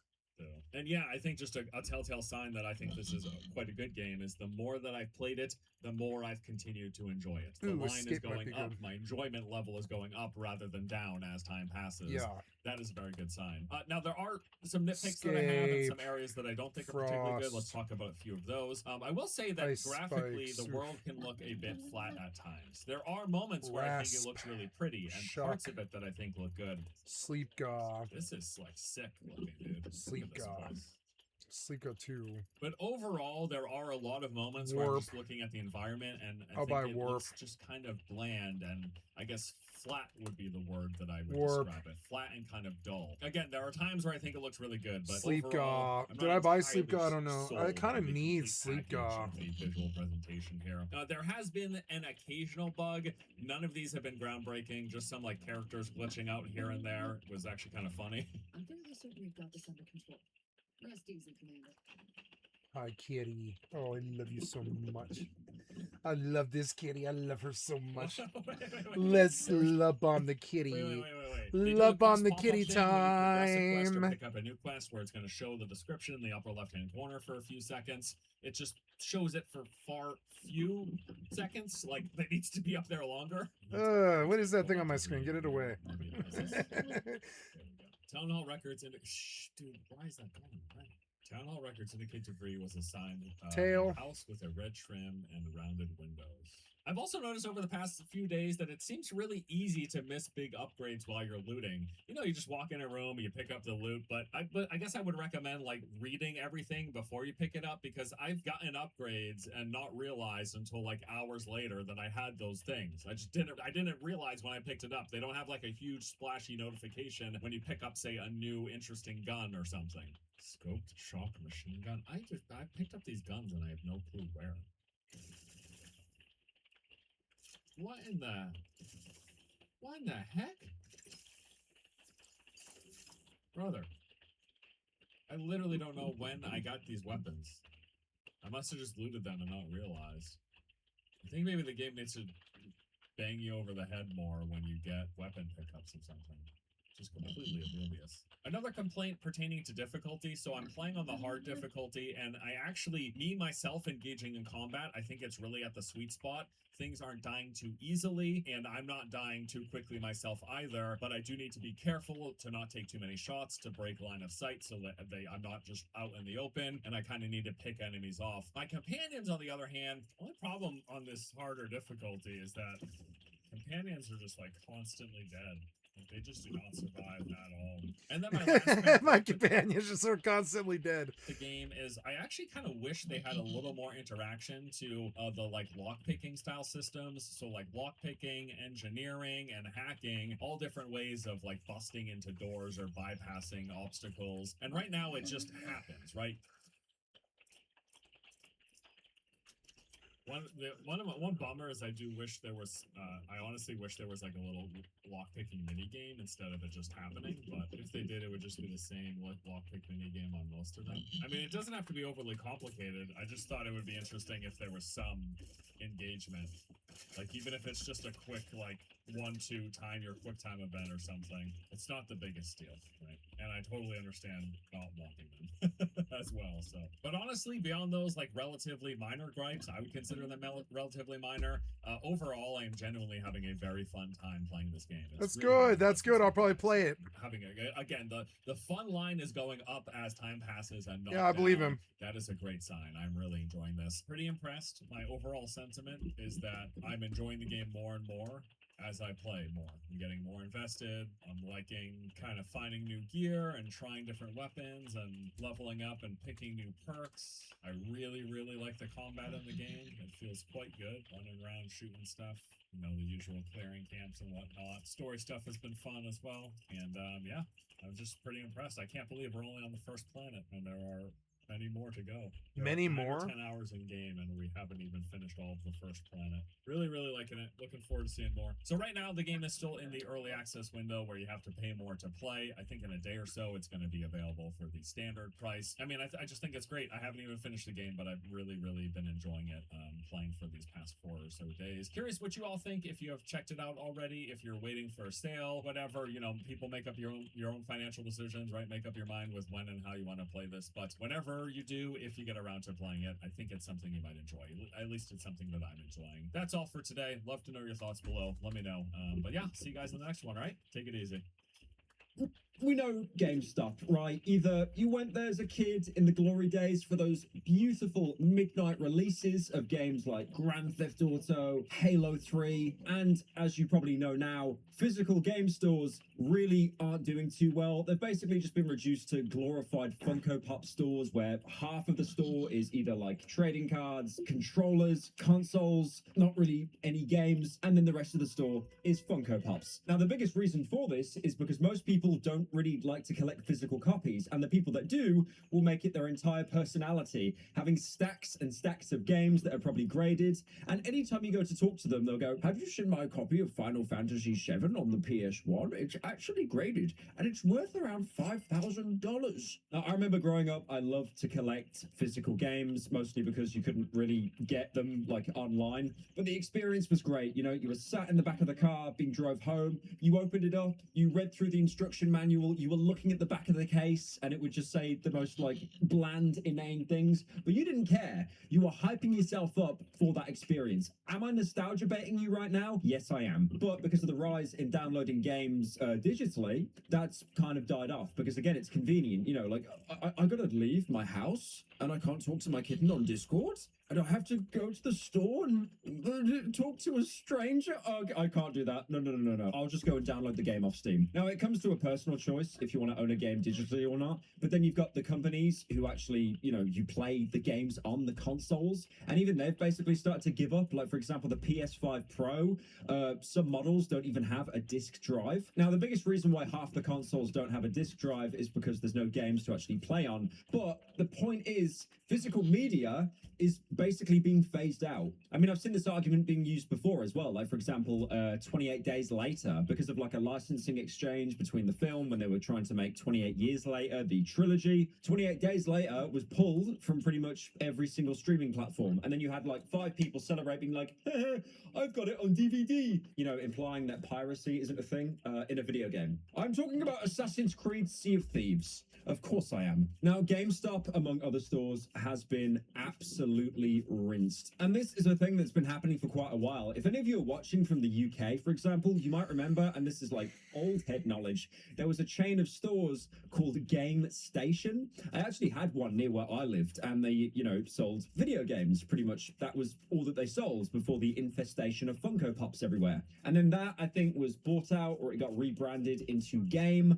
But Game itself in the UK, that's also suffering a lot. Like, if you go inside now, you'll see it mostly reduced to collectible memorabilia, stuff you'd find in like garbage loot crate boxes, because again, most people aren't buying physical games anymore. I mean, honestly, at this point, I feel the people that are buying physical games that aren't like, you know, steel books, or they want to be collectors, are basically boomers that have no comprehension of the internet whatsoever. They just know how to put a plug socket in the wall for the PS5, and then they go and buy a game for like their kid. I don't know what you can buy on the PS5, probably like FIFA or Warzone. That's like 90% of what the UK player base has. Now, GameStop in America is being absolutely rinsed at the minute. In 2024, they announced that they were actually closing 600 stores, and I'm sure that they'll probably all be replaced with Taco Bell. Now, GameStop aren't really in the public light anymore. So what did they do? What did they do to get you to care, to talk about them?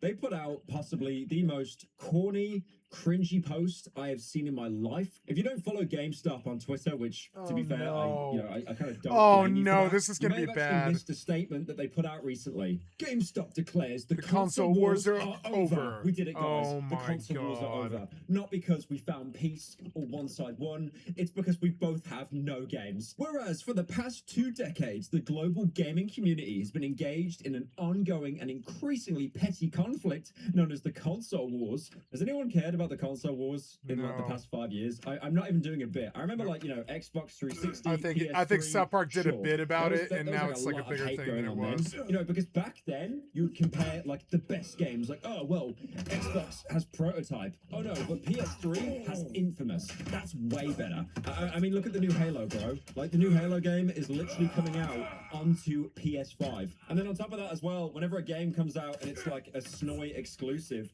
it usually comes out on Xbox or PC like a couple of years later anyway. I do like it when a PS5 game comes out on PC years later and then we cope saying, thanks for playtesting.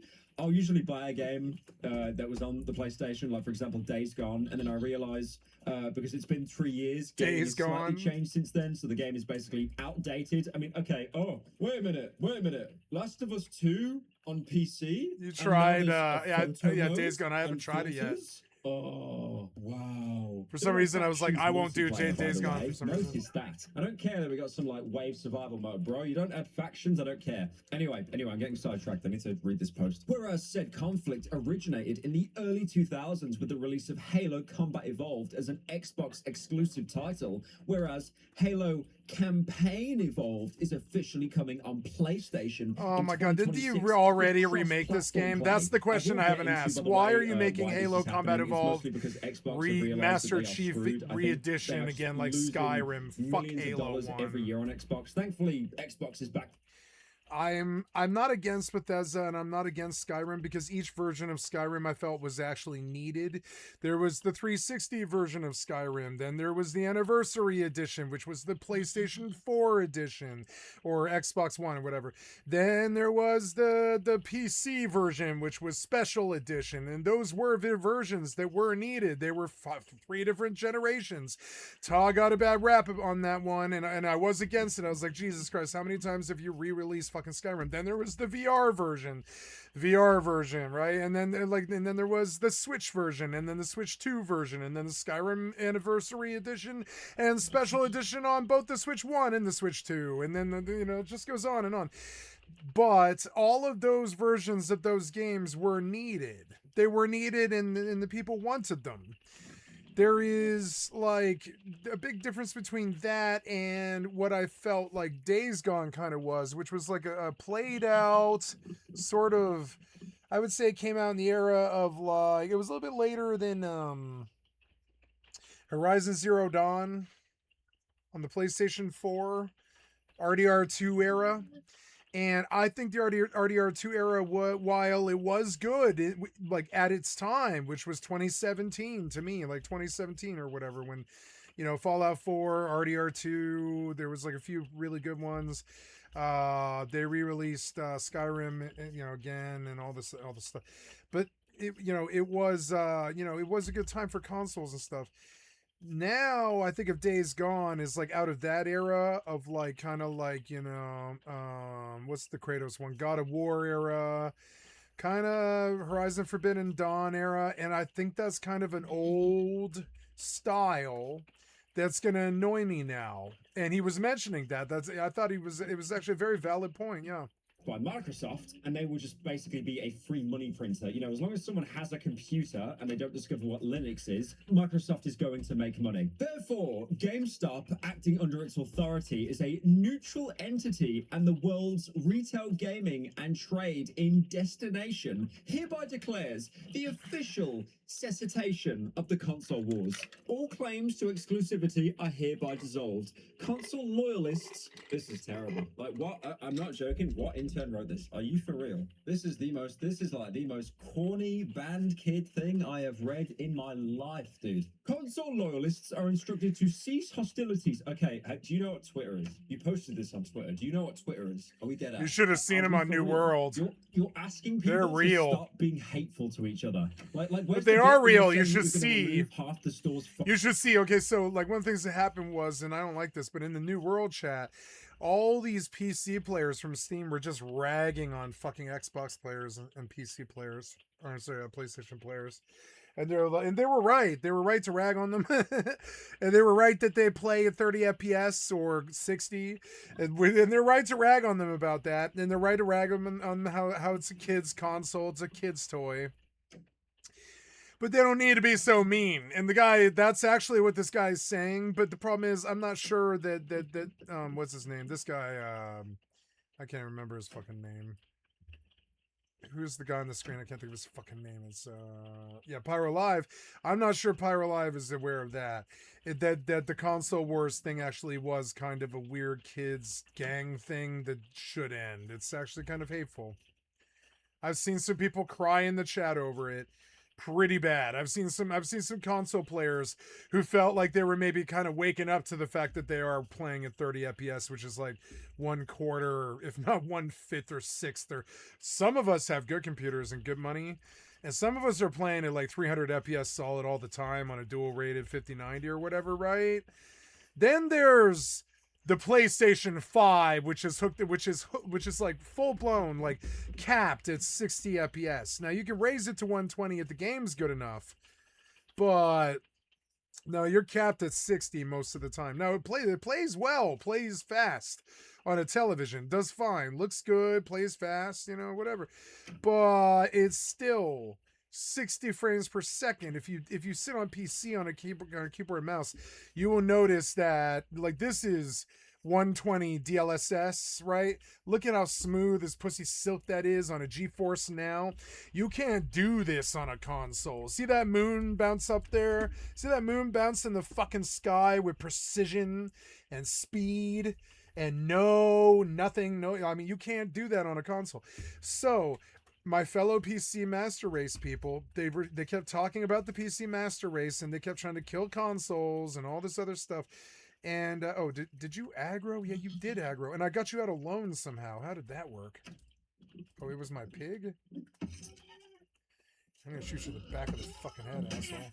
Oh yeah, that's gonna hurt. Yeah, you're fucked up now. Oh, I hit the pig. You son of a bitch. Throat shot. Throat shot.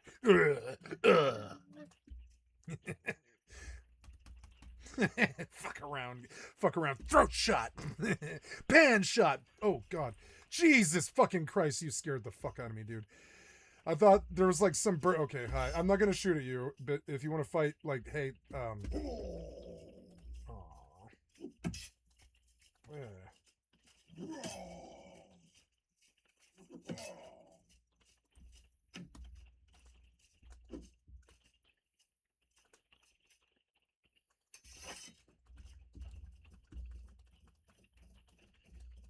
how are you burning like that?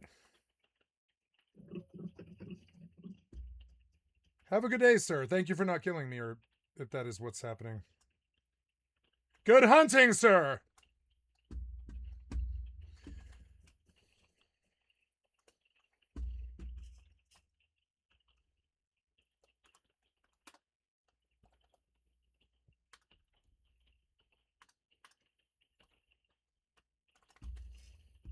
I ran from that guy.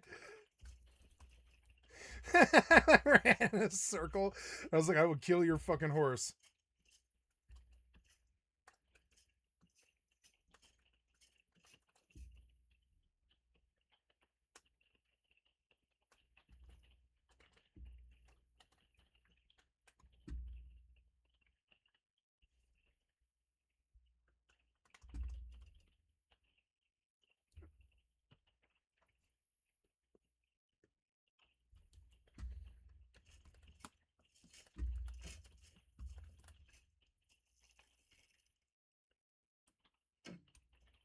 Dumb idiot. Die. Headshot. Goddamn pig constantly.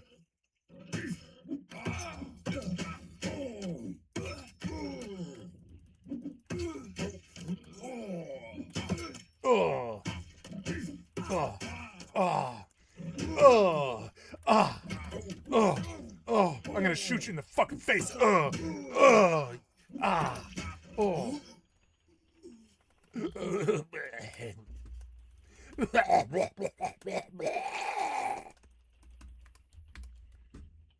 Oh!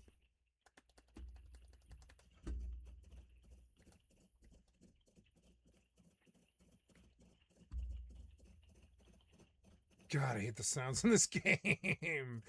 It's kind of like a medieval game. That's kind of how fucking melee combat would sound. Yeah, it's like kind of chunky and nasty, but the sounds are repetitive and annoying. I wish you could hear the sounds.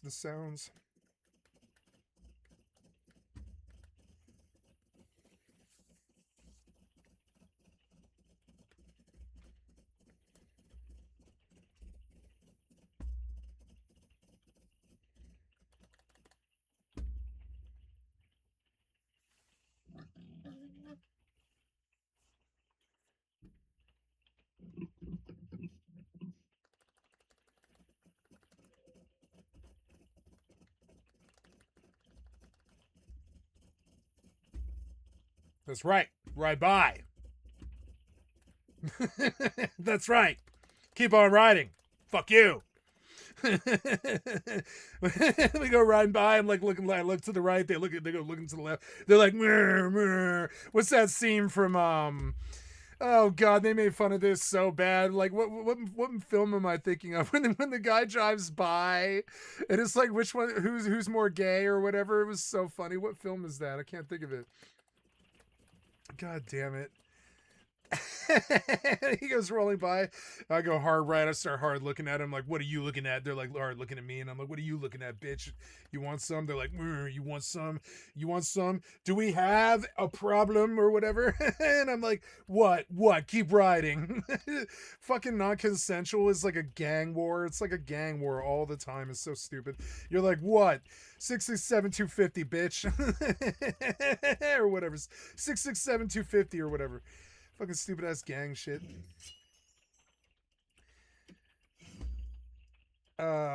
Scoundrel dailies isn't that bad. I suppose I could go on a scoundrel adventure, yeah. I'll take a scoundrel, but I don't think I want to go do it right now because it's like the end of the day. I don't know. I could go do scoundrel, but if I go do a scoundrel the day that it's scoundrel, I won't have a good time. So we'll go do that tomorrow. I'll take Razorback. That's real good. Yeah, now that I do want. Oh, yeah, that's my favorite one. I will take it. It's good. Good dailies today. Yes.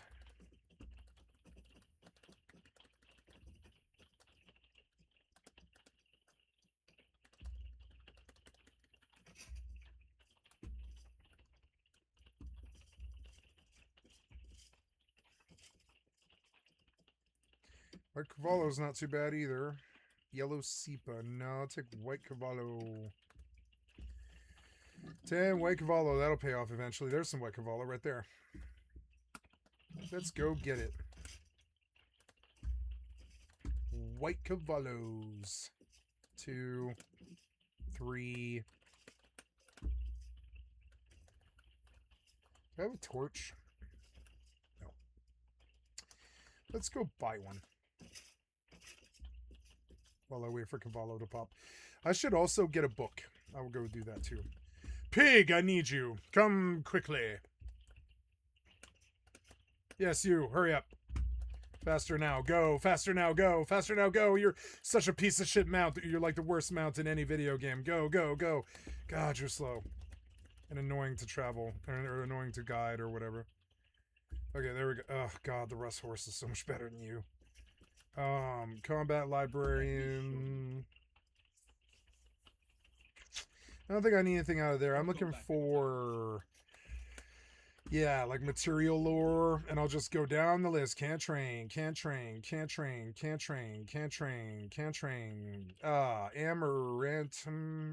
galbanum, amarantum lore. I'll take it. Sold. 250. That's exactly how much money I have. Cool. Put the book in. Sold. Amarantum lore. Now, did I die? I didn't die. No. So, don't have to worry about charges. I do want a torch.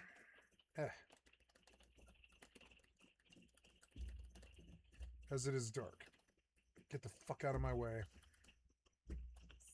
Ah, you're so annoying. Now, how is that right? Is that right? I can't remember. Did I jump? Whoa.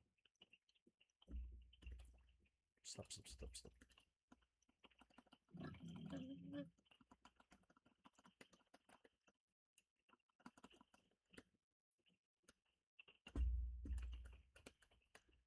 File vendor. Where's the... Wait, is that right? Oh, no, there. Buy me a torch. Stop. Aw. You're so finicky and stupid. I hate navigating this game on a horse. Ah, see how bad it is? Go. Faster. Equip. Go. I don't like the screen shaking. Go, go. Make my head hurt. I will hit you with this torch. Get away from me. Alright. Cavallo, Carotin, Cavallo, Carotin, Bandit Head. Bandit Head, Bandit Head. Actually, let's just go sell Bandit Head. Right? Yeah, let's go sell Bandit Heads. That way I feel like I'm putting money in the box. Yep, 12 gold, not bad. Dear, please come again. Dio, please come again. Whoa. Where are we going? I told you to stop. Go. Stop, stop, stop, stop. You're so annoying. Okay, get me out of here. No, wait, I have Silver Aegis. There we go. Go, go, go, go, go. Leave, leave, leave. It's so slow and boring. Go, it's so boring. It's so slow. Go, go, get me out of town. Go, go, go. Faster, faster, faster, faster, faster, faster. Ah, so annoying. So annoying, Kitty. I know, it's so annoying. She's like, shut up. Someone chopping wood? Whereabouts?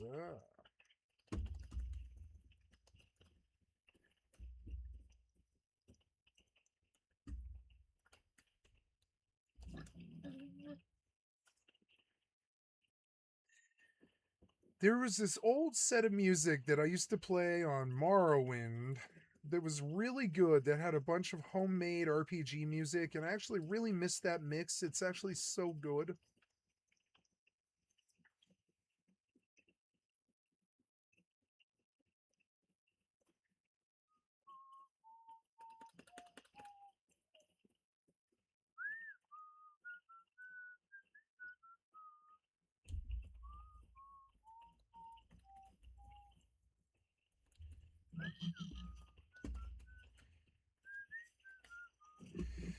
Well, since I got a new daily that doesn't involve killing bandits, there's no real reason to kill them. I could get XP, but it wouldn't really be like really a good risk to take. So I'm good to get off this game. I'm going to pop on Starfield now and take a look at the store. But first I have to do the load, which is annoying. I have scrolls of drain and such. Ooh, can I use sneak? No. But doing good. Got lots of stuff. Let's go back out. Oh, I suppose I could look into a higher level of int rings, but I could also probably make them. So I don't know. Or no, I probably can't make them though. But I don't really care. One of the things I like about Final Fantasy is no matter what, the first time up is fuck all slow, and the rest of the times are about making the other times faster, but the first time is fucking slow. There's nothing really you can do about it. Like coming up the first time is just fucking slow. It's like I actually really like that. It's like months. It's months and months of work. Yep, looking around for other stuff. Could play some Vayne. I think I'll probably play some Vayne over Starfield. Yeah, because I like Vayne. Vayne's a good game. Whatever. Could go on Rust, but I don't really feel like it. Man, I can't believe New World died today. That's just fucking crazy. Just crazy. I've noticed that I enjoy Fortnite and Overwatch a lot more when I'm drunk. I'm gonna need a game to put to step in and instead of New World, so I guess that would be No Man's Sky. No Man's Sky is good. It's really kind of slow, like one of the slower games I've ever played. Like console kids slow. Console kids slow is a different kind of slow. Well, yeah, will you sell me scrolls and stuff? Oh, skill increasing tomes, but not scrolls. No, I wish you would sell scrolls. Oh well.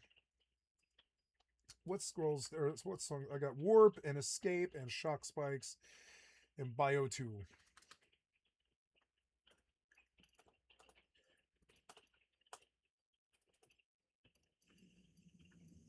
I will do poison bio 2. Oh, wait. Copy, paste. Bio 2. Bio 2, poison, and fire 2, I guess. So, yep, dismiss. Yep, let's get in there.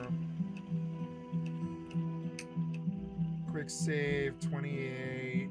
There was like my single player. I also was playing multiplayer.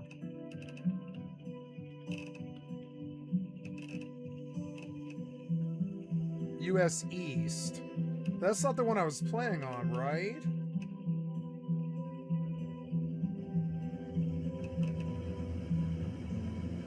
Server restart every 8 hours.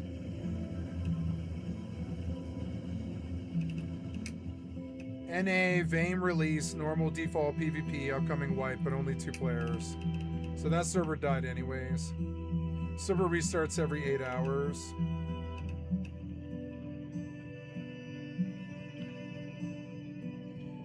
Alright, let's take this one and favorite it and get on it. Join.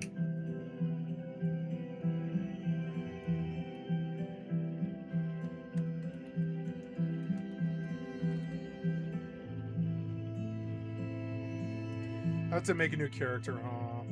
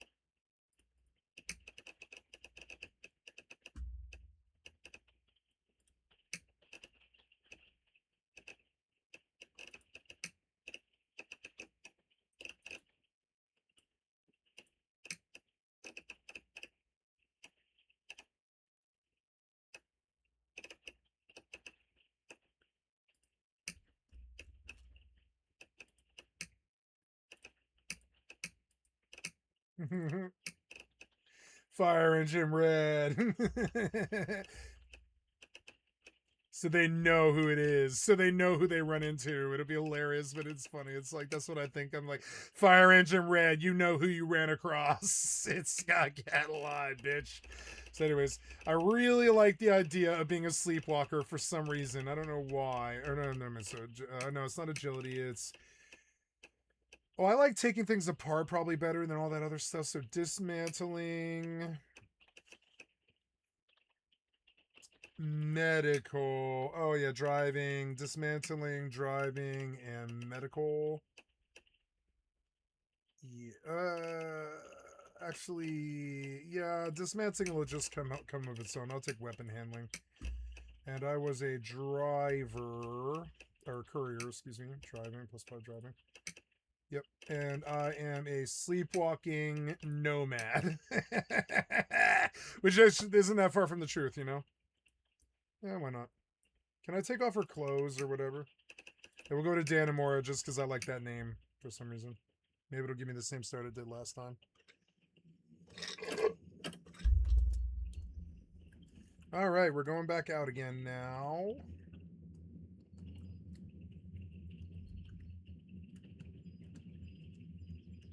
I feel like I should go to maybe a different zone because I keep dying to these like things. And then I might do better somewhere else. No, I'll go back out where I was because I think those things are actually really good XP. Or they're not good XP per se. Level 38. Where should I go? I should be out there.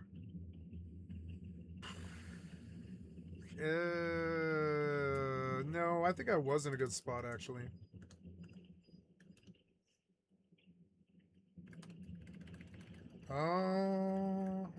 Yeah, we're going out there to Winder support the entrance. Okay. Funko Pops. That'd be a great start, I think. Disband militias and enjoy this new era of gaming. It's really funny because, you know, whoever wrote this is like, guys, there's enough hate in the world. We need to stop being so negative towards each other. And then the only thing I can think of in my head right now is like someone on the Xbox 360 in a Modern Warfare 2 lobby just screaming slurs over and over. Will continue to operate as a demilitarized zone. I mean, what's that mean, bro? Are you talking about like the North Korean border? Like the border between North and South Korea? Offering hardware, accessories, and trade-ins. Okay, we're really talking about trade-ins at GameStop. Are we really talking about that? I even remember as a kid trading in video games, and it's like you could trade in like 7 games that came out within the past 6 months, and you would probably get about £9.50 for them. You know that game Scrandle online, by the way? That game that like where you compare 2 like pieces of food at like a stadium, and then you pick which one the majority picked. If you see like a really bad one, like let's say something inedible, or like, you know, mushy peas, some pie that's drowning in gravy, that's probably the same price at a stadium as what you would get for trading in like 7 recent games at GameStop. Oh yeah, by the way, they said at the end, power to the players, power to the golden Thanos Funko Pop, am I right? Apart from this announcement being really cringe, I mean, it's mostly harmless, but the big announcement really is that Halo is going over to the PS5, mostly because Microsoft realized how screwed they are. Okay, very confusing. We've got like, how many Halo games? We've got like 6 Halo games, like 5, and then we've got the RTS ones, and there's 2 of those, and then there's the DLC, and then also we've got Halo Combat Evolved, and then they remastered it, and now they're remaking it. Oh my god, they're doing The Last of Us 1. How has no one noticed this? They had The Last of Us 1, they remastered it, and then they remade it on The Last of Us 2 engine, and ported it over to the first. They are literally copying Sony, and then as tribute, they've had to give Sony... That can't be good. I'm hearing gunfire. I should just bum rush this guy, right? With a pipe. Right? How am I hearing gunfire right now? How is that right? I better turn this flashlight up. Ah, you're doing this thing. Wow, this game is RP. Look, I'm like in a really dark room in this fucking thing. Turn the light out. Ah, can't crouch and turn the light out at the same time. Oh, just the house is dark, but it's light outside.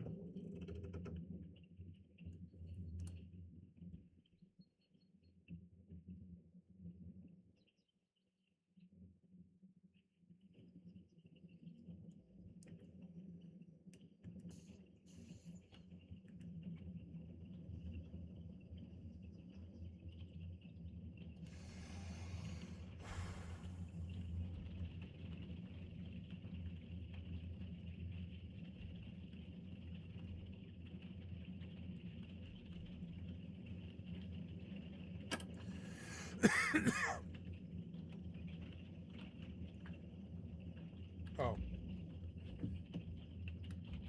Are they cheaters? They're gonna be cheaters, huh? Well, let's see what the experience is. If they find me, I know they'll be cheaters, because, I mean, this place is so fucking big. This place is so big. But I just heard gunfire, like, as soon as I came in, though.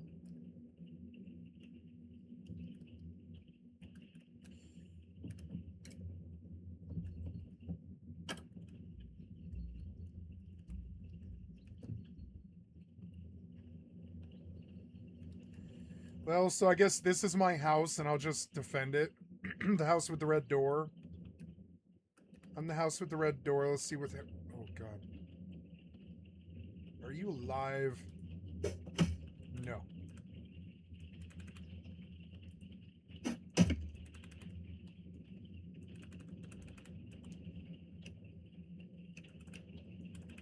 What? Ah.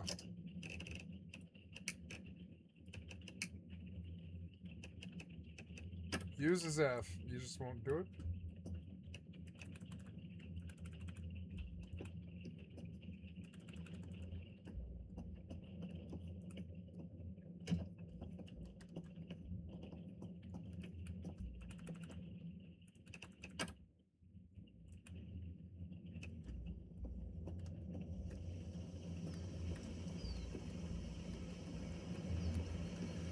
I like the RP. I think I want toggle crouch.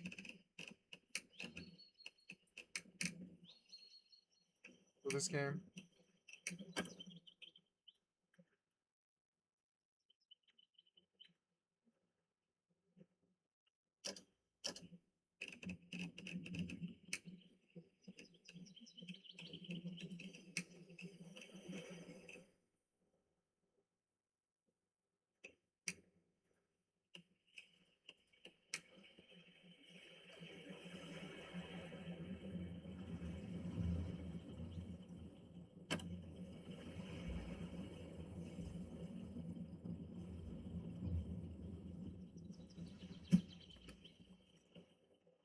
There's people talking in here, which is good.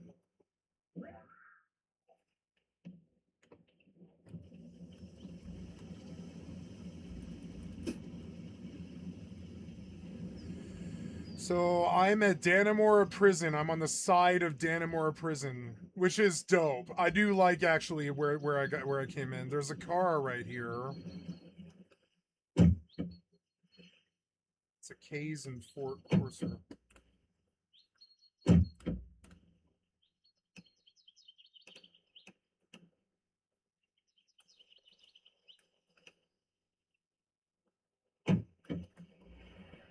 I don't understand.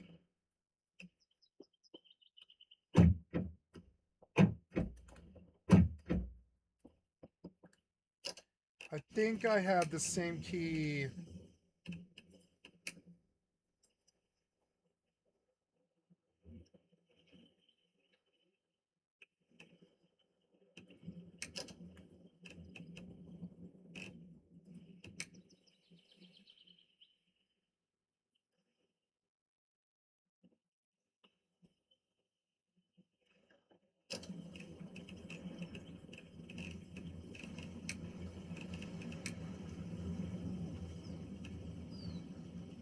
Why did I hear gunfire? It's because I'm at the prison.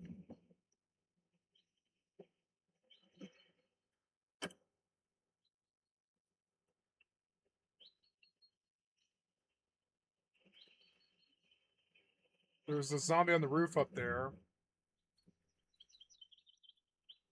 Blue house over there. I can't decide what to do. I want to open up that house and for sale or lease, I guess is a good way to see it. So for sale or lease, let's see if there's lights on in the house. Here's an industrial tool chest. Nice.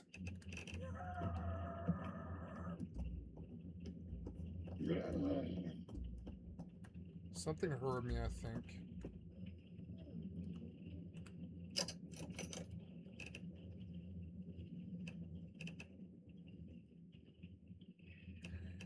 Industrial driver bits.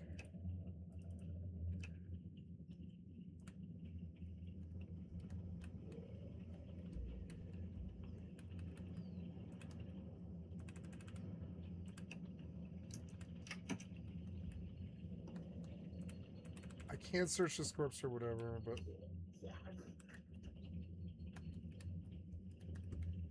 Does my flashlight run out? I guess not, huh? This side of the prison is quite interesting, actually. Yeah, homie, Jesus.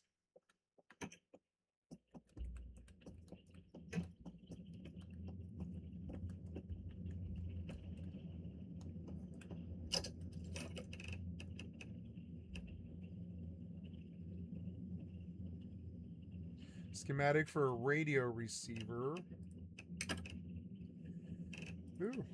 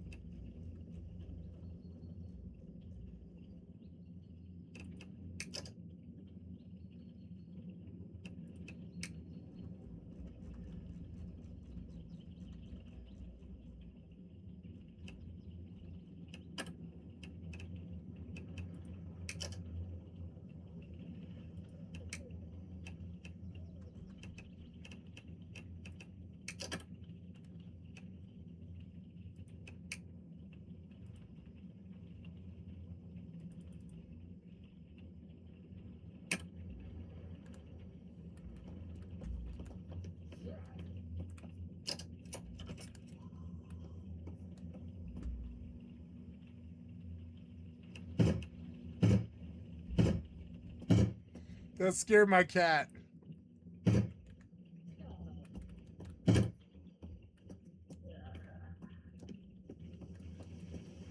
It scared me too. It scared my cat. She like jumped. Oh, fuck was that?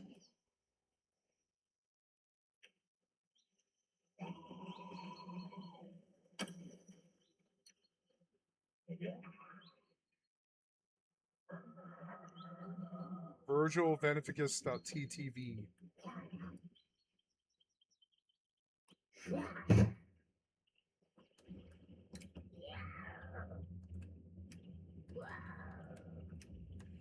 There's no light in this building, so...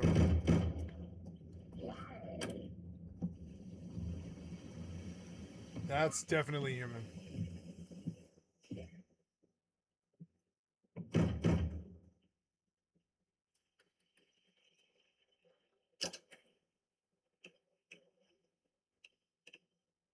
This must be the prison. We're on the south side of it.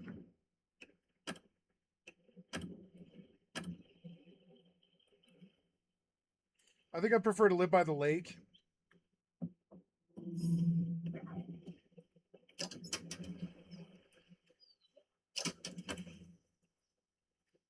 Player siphons.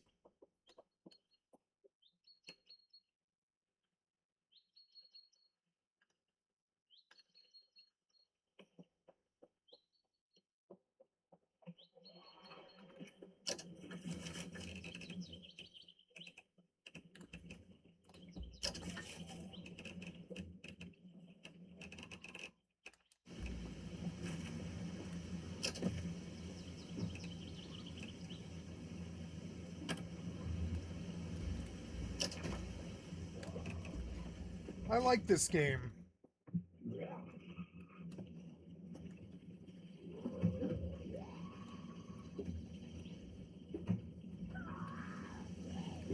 Looking for a building with light in it.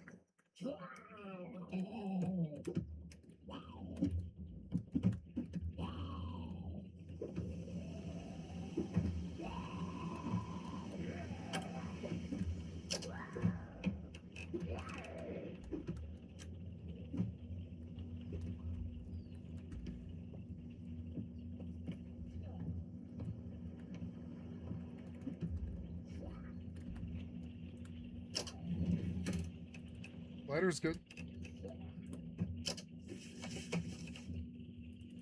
Surge protector. I wonder if that serves a purpose.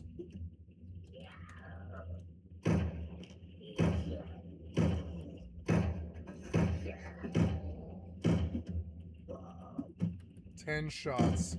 11.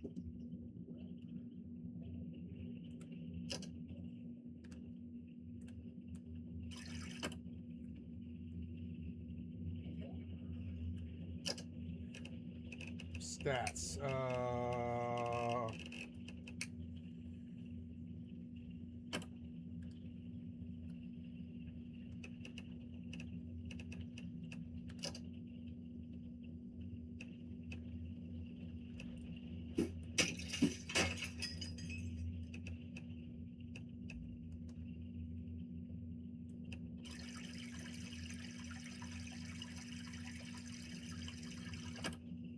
Wow.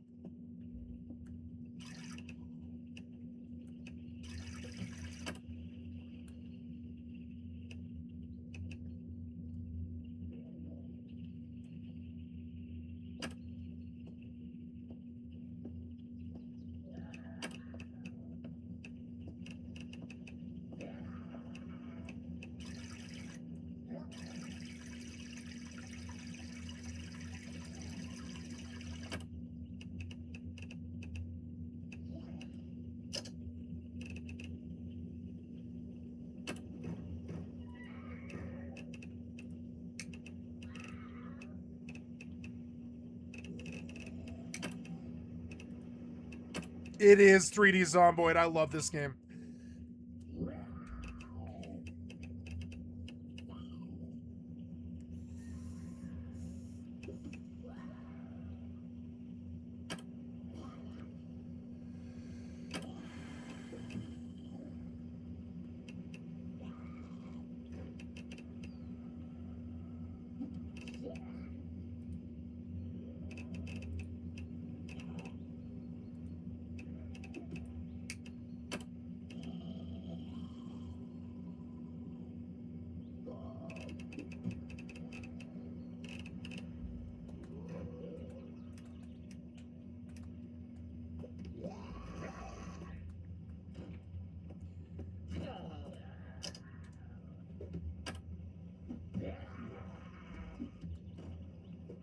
can hear somebody fighting by me.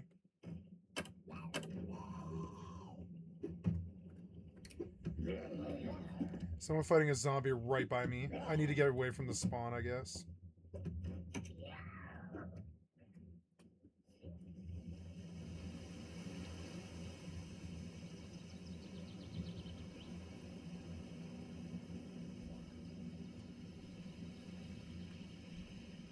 So this is a spawn and I need to get away from it, I think. I like the immersion. It feels good. Better than 7 days.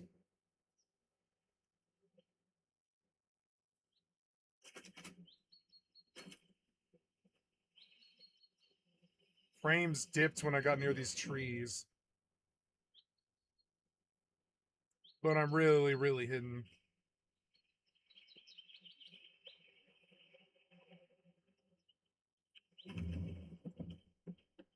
So, where are we? I want to be going west, which is back the way I just came. I didn't realize, though.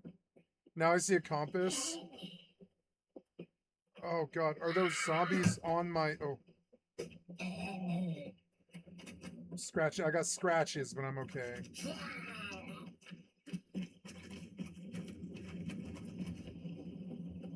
I'm getting, like, run skill, I guess. Oh. I don't see him.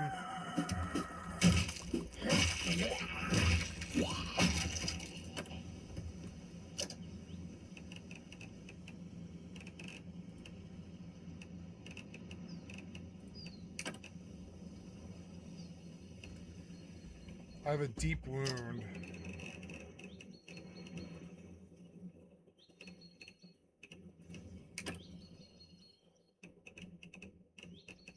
Ugh.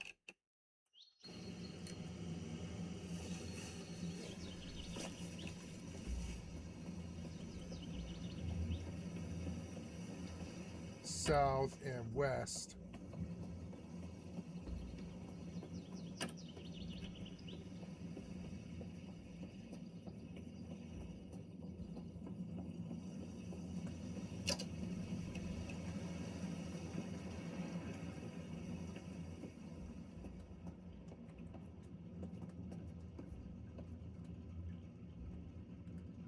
This is a surveyor?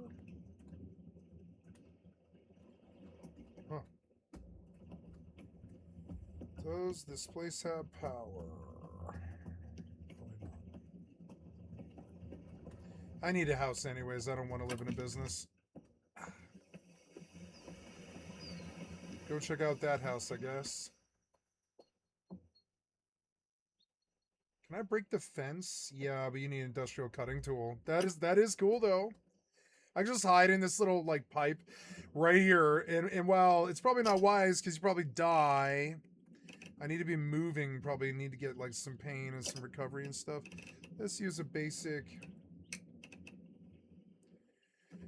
painkiller. Drink a little bit of water. Pain killed. I'm in excruciating pain. Deep wound is at 97%. I got a deep wound from that stupid ass zombie.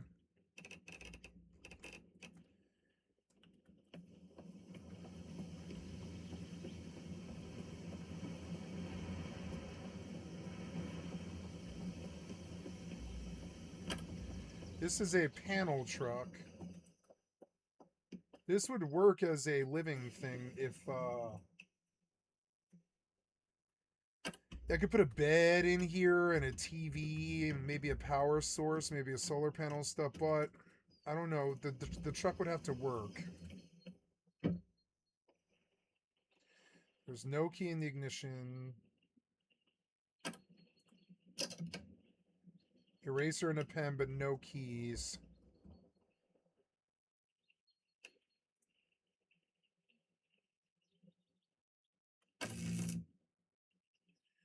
I damaged the vehicle.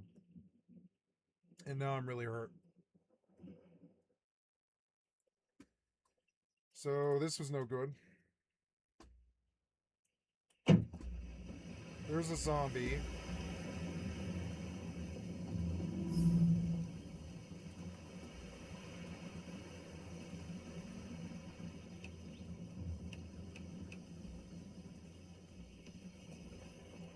Office building was no good. See what's on the roof.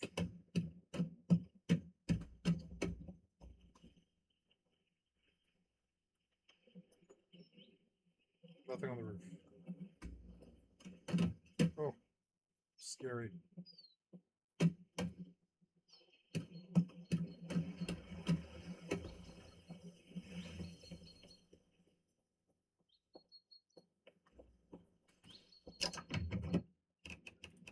Bread knife.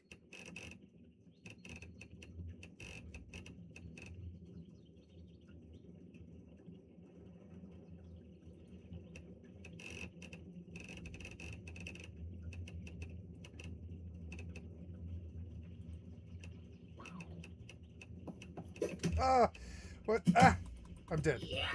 Instant dead. Just warning, no warning. Just aggro dead. Nothing. Ugh.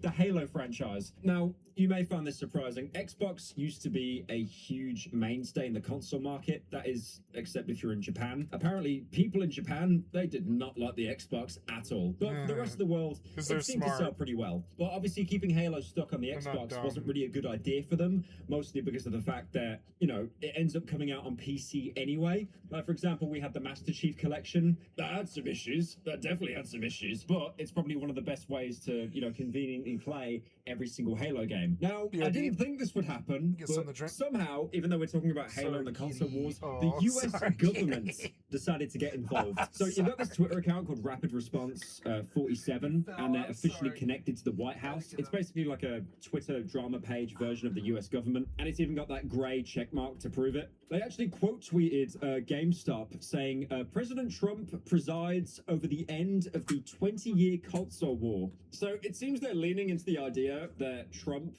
has ended the console war, or he helped end it. Bro, I do not think he has touched a single console in his life. Like, the biggest console he's probably touched is like one of those tablets on the back of an airplane seat. And then on top of that as well, because you know that Trump loves to post AI, they posted an AI-generated image of Trump in a Master Chief cosplay holding an energy sword, to which GameStop then responded with another photo of Trump as Master Chief with an edited image of JD Vance as Cortana. Oh my god. And then there was also this other image as well of like Donald Trump shaking hands with the Master Chief, which if anything, it gives the exact same energy of that image of Leon I bet Kennedy. JD Vance likes that photo now. He probably hated it so bad for a while, but I bet he likes it now because at least it's attention. At least these idiots are paying attention to him by trolling him, making him look horrible. Shaking Trump's He loves hand. the picture probably now. It's hilarious. Every time it ensures that he's culturally relevant. So he's like, oh, I love the picture. I guarantee it. I guarantee he does. He's like, that picture, I see it everywhere. I hate that picture so much. But then eventually he was probably like, oh, it means I'm so culturally relevant. It's like I'm mini Trump. Mini me Trump. Ugh. In this jack off fucking fantasy that is the real world, are you Trump or are you assistant to Trump? And there's JD Vance for you. Oh. Ugh. Wait, what? No, wait, no, this isn't right. I'm going to this Ruda front. Yeah. Oh, am I out here already? Is that what you're saying? Oh, yeah, I'm already out here. Okay, so, okay, trust. Okay.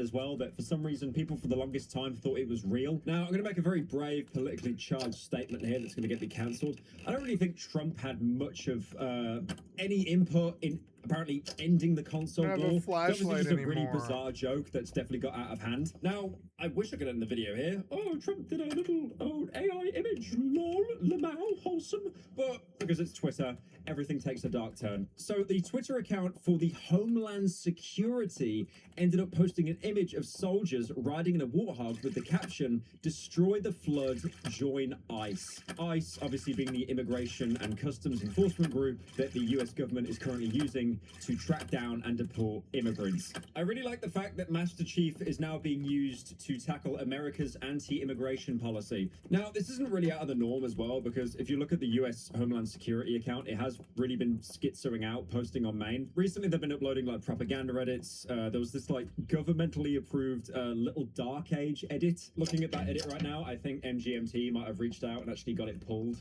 because you can't even view it anymore. Now, you probably want my take. How's the new Halo gonna be? It's gonna be all right. I mean, I'll be honest. Again, like they've came out multiple times saying that they don't want to beat the original Halo. They just want to be shoulder to shoulder with it, which sounds pretty bad. If anything, it just sounds like you don't really want to innovate. There's sprinting as well, which a lot of people aren't really happy about. I think the first Halo game that had sprinting was maybe Reach, but that was like an armor ability. You were sacrificing other things like armor lock for the two people that use that, but ironically, you know, you were sacrificing something, but now you just kind of, you're able to sprint. But Halo, to me, was always like kind of a more slower game. Sure, you could jump really high, you can get vantage points, but it was mostly about the kind of weapons you used. Also, the Needler. You know that Needler, the little spiky gun?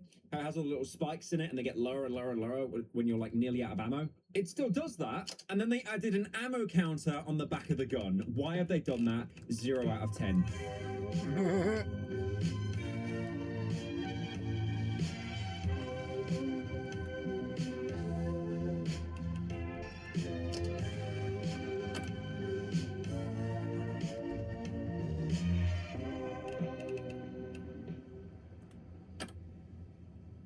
Earning a #1 song on the Billboard Hot 100 Hi, is something kitty. most artists will never do in their entire Lovely career. kitty. Sean Kingston did it with his debut single at age 17, but today he is in federal prison. He's Instead in of federal. using his Sean talents to Kingston's in create more prison. timeless art, the musician put all of his effort into fraud, forged wire transfers, Sorry. and luxury Sorry. scams. Sean became There we so go. deeply entrenched into this world of She's crime that like, his "Fuck own that." mother got involved, and Okay, now kick it she is back. actually serving a longer sentence in prison than him. Then His again, mother? when you're 15 years old and sleeping in a car while your mom is behind bars for bank fraud, it's safe to say that the odds are stacked against you. Unfortunately, this is the exact situation that an undiscovered Sean Kingston found himself in. Sean was no stranger to crime during his years growing up in Jamaica, catching himself a breaking and entering charge at only 11 years old. But thanks to his roots, he was no stranger to the power of music either. His grandfather was Jack Ruby, a well-known reggae producer who worked with the likes of Bob Marley. Sean was inspired by his grandfather's story and saw music as a way out of his situation. My mom left. It was like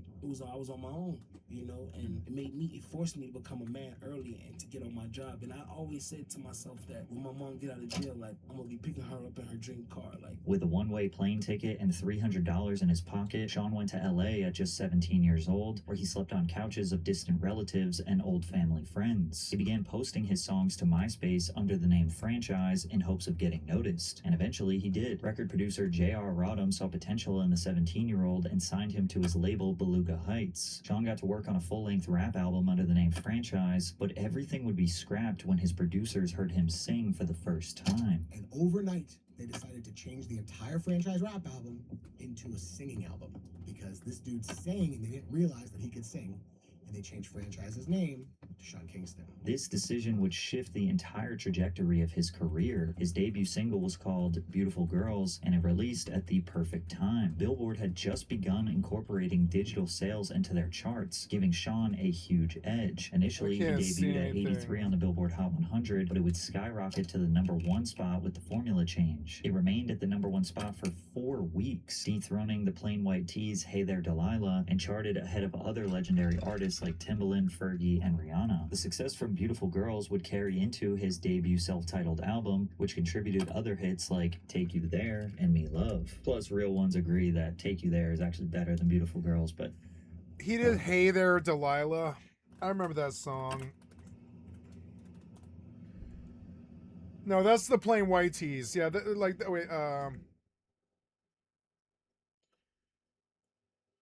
Plain White Tees. Yeah, I was like, I remember this song. I think that was a pretty good song.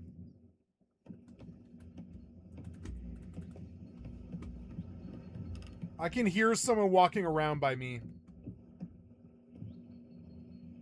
Or no, maybe it's just me.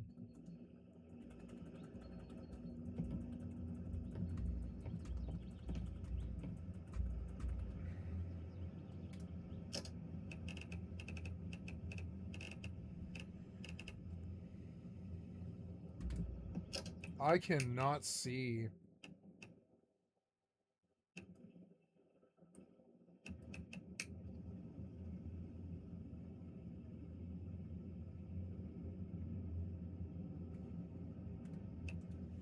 There, I can at least see now enough to like move around at least. Yeah. Oh god, okay.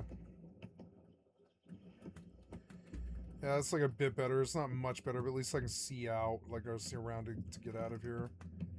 Yeah, Emma's gonna be really bright, but I mean, like, this is about as dark as a house would be. You wouldn't be able to see very well.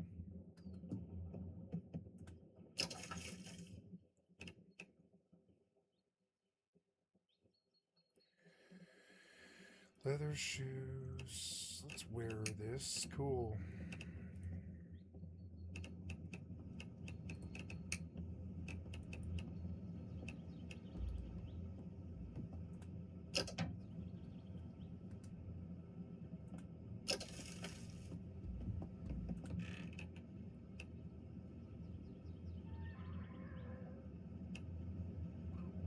Yeah, this is a new spawn point.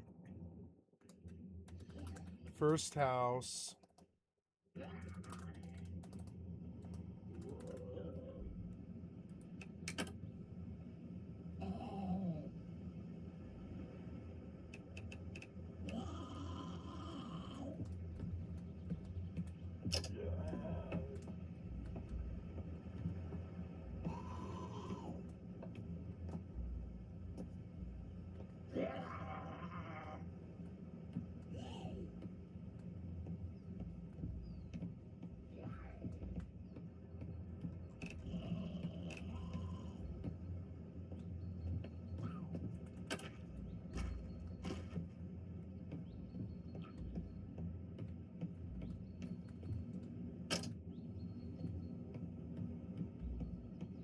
Oh, I'm back where I started. Oh, it is the same house, yeah.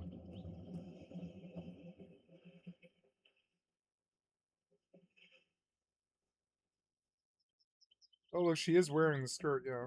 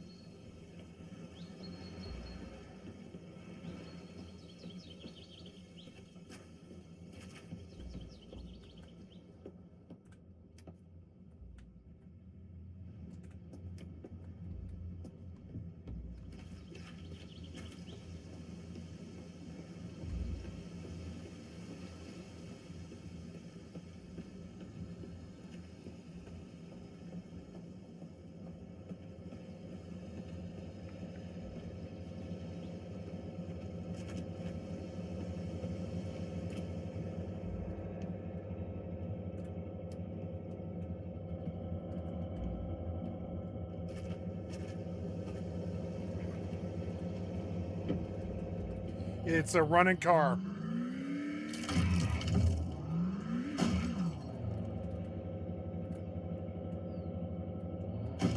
This is fucking stupid. I'm sorry, but that is fucking terrible.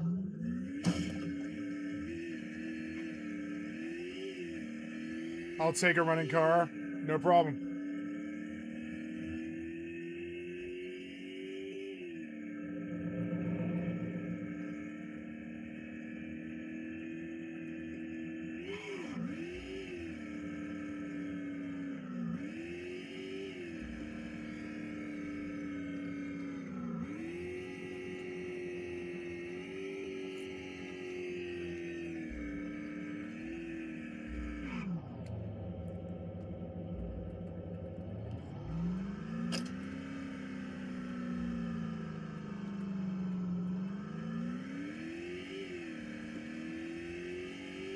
I have a full tank in this thing, too. I think I just stole someone's car. Ooh, what the fuck is the deal with that? What's the deal with all this? The hell? There's a lot of cars right here for some reason.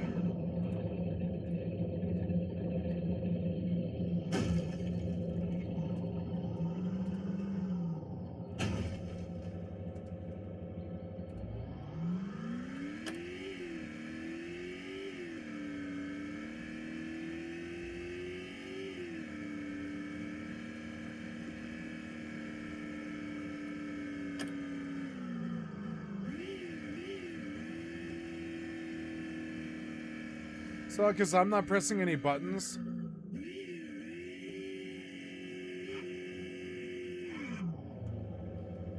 It's a... Once you press forward on the car... Wow.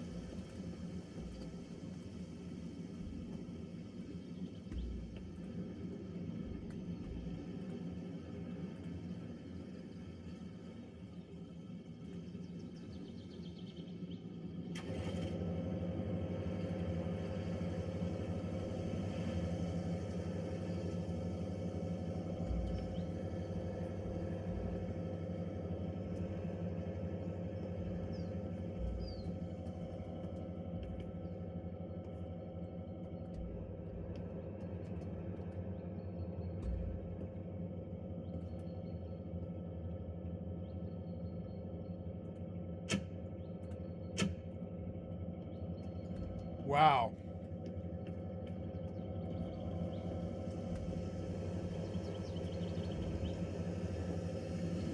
So apparently I want to save my... Okay, I think I'm going to leave this server now. Now that I know enough about the game.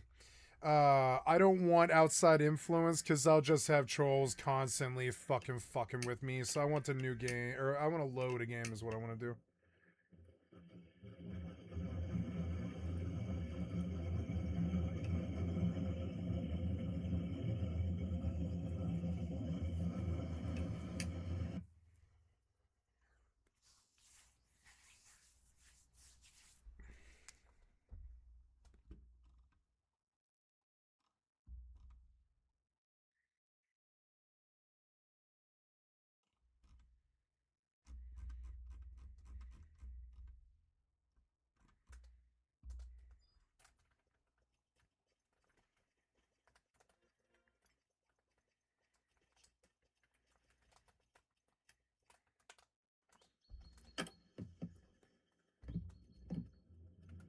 Okay, so I still have my cell phone. I don't want to die. Am I at Dannemora?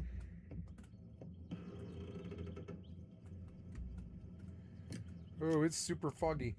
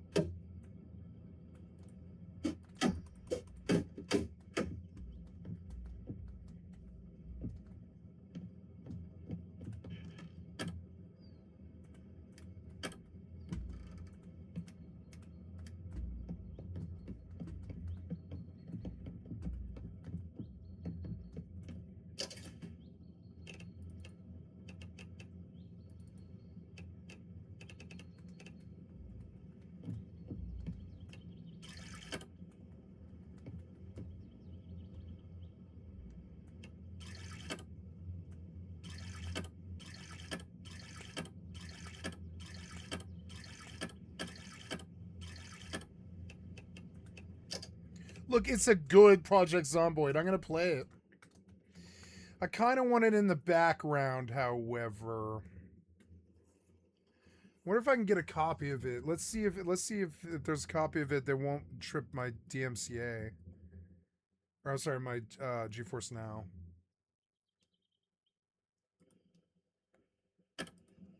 I'm looking for a copy of this game immediately, yeah. No, I'm looking for Vane.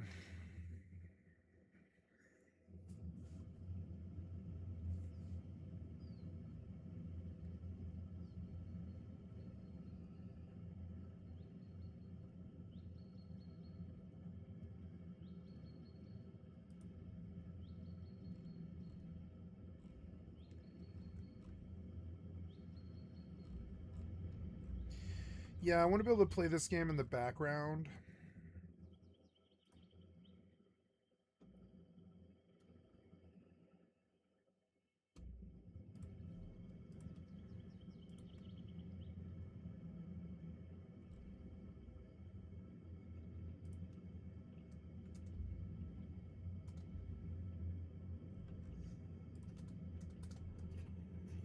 Oh no. Oh, Government Skirmisher might be okay. Oh no, where am I?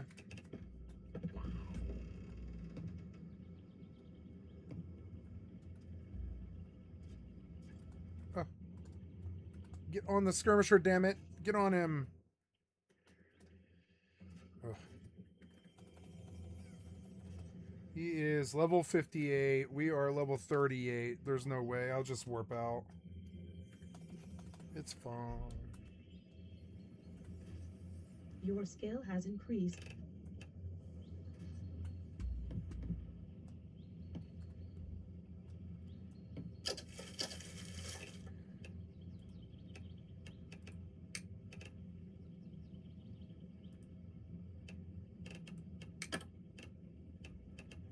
I read in the dark. Here's a sewing needle. Ooh, a cell phone. 2 cell phones. Okay, let's turn this one with the lower battery off and remove the battery. We'll take this one and oh,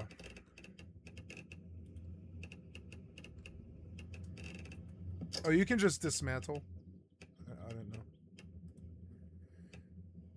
Temporary XP boost. Read.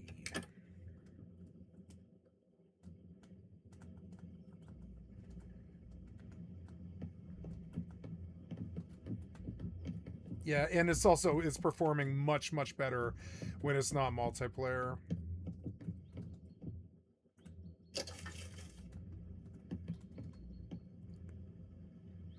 Maybe I'll just main this on GeForce Now. It's got a real AFK vibe to it, like you're almost in the real world.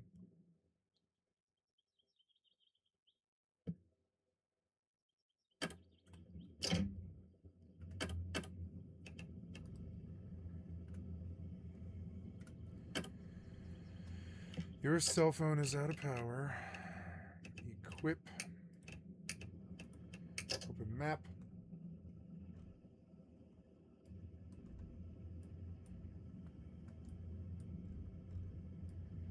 I wish I knew where I was.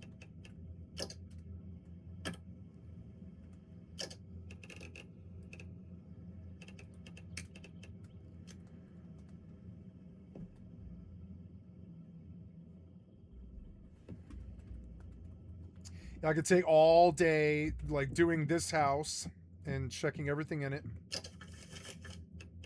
Crosshead screwdriver, nice.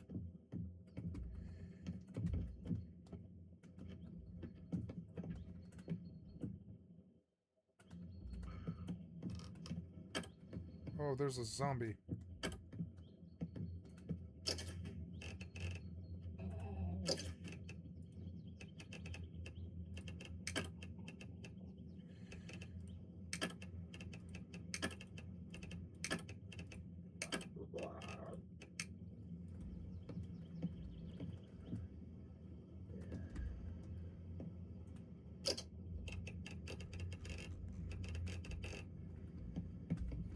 Oh, I want to fill the insulated flask.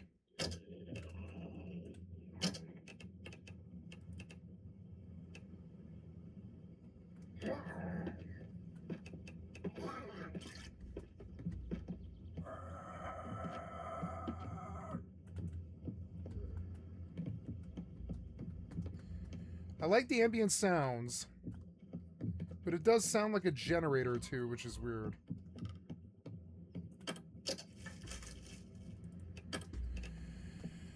Cast iron pan.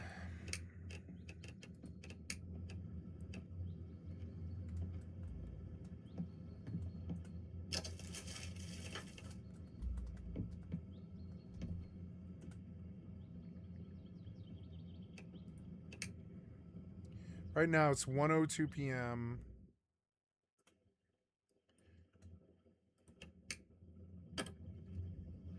Respawn point was set. Oh, I do like this game. I like the pacing of it. It immediately feels better to me than 7 Days ever did. It doesn't have amateur hour all over it. Sunscreen mug. I don't know. Sunscreen might be good. And a mug. Oh, which reminds me, I have a detergent bottle. I can save, right? Yep, saving. Cool. I can like save every time I do anything. So yeah, I like Vane. I'm addicted to it. So I want to fill a container.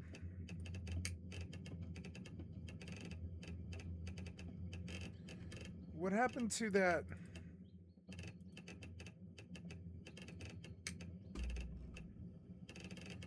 What happened to that insulated container I had?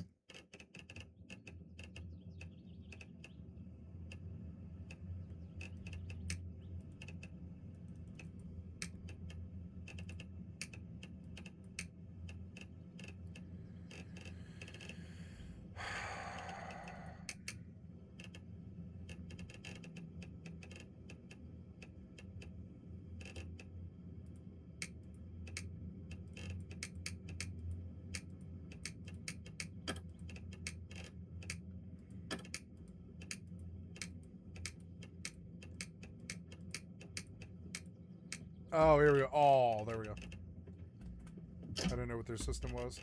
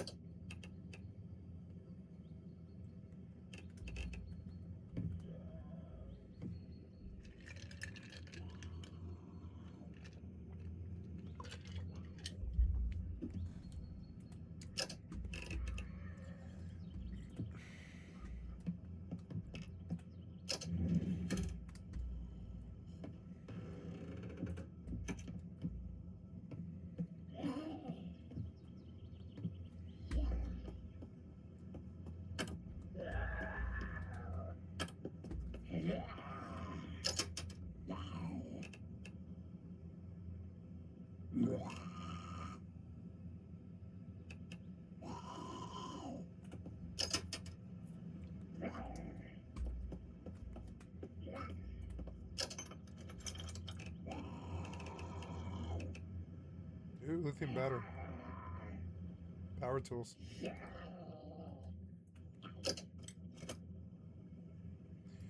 Oh, have you seen my stapler? Ooh, tackle box. Is there fishing? A large level, it's blunt.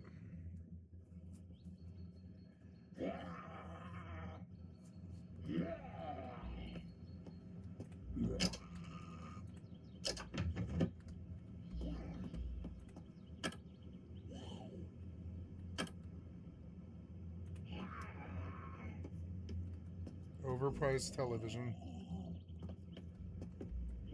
Did it turn on?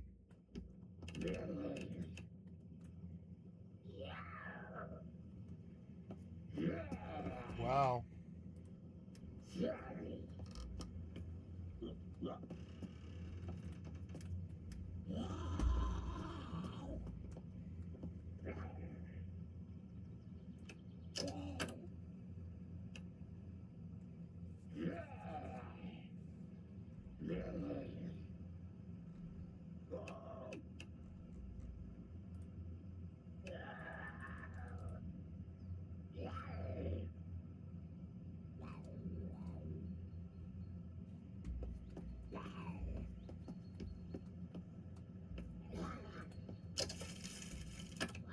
Ooh, a flashlight.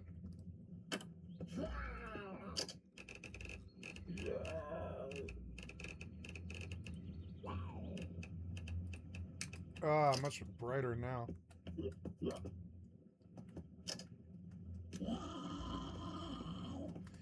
Now the gamma's a bit too high.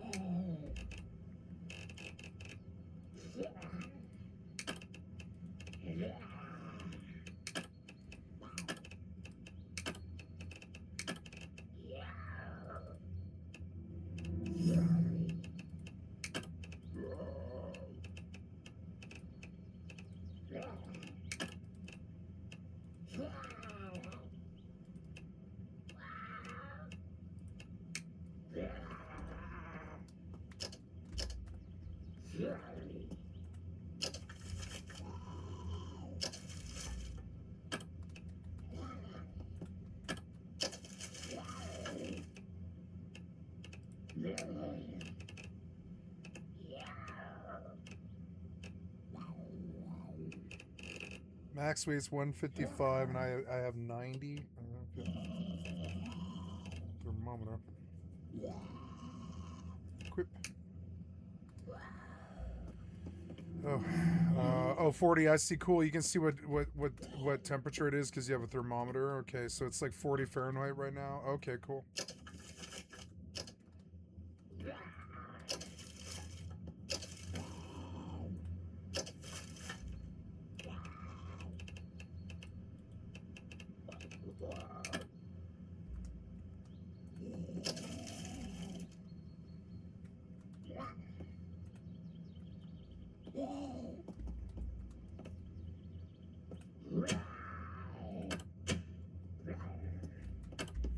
I love that it autosaves and I don't have to worry about it.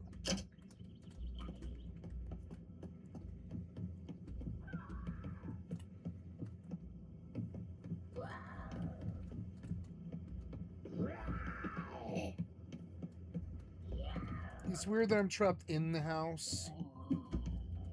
There should always be like an open door if you're in the house. It's weird.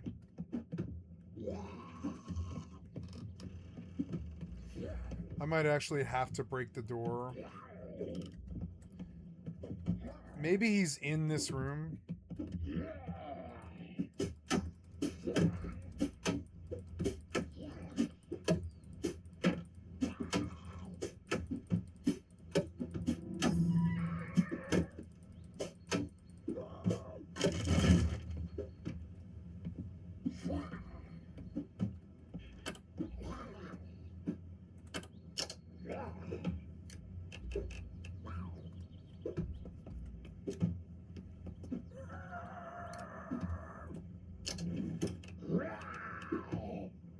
It can cause illness on hit. Base DPS is 17, this pipe is 15, so this toilet brush is better actually.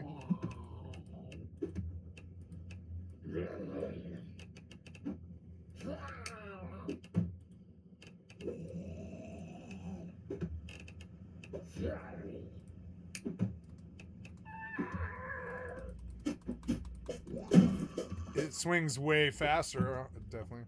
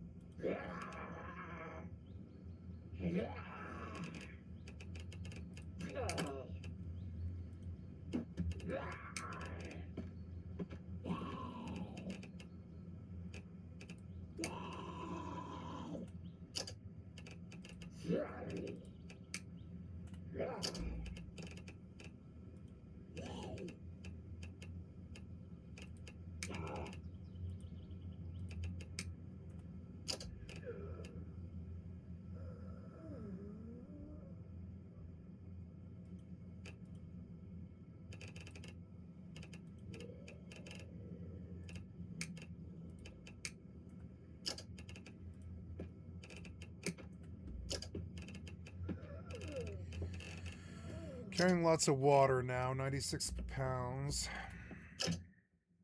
Basic painkillers, nice, and a trauma bandage. I'm very hydrated, but I also like to drink from the sink. The game takes forever.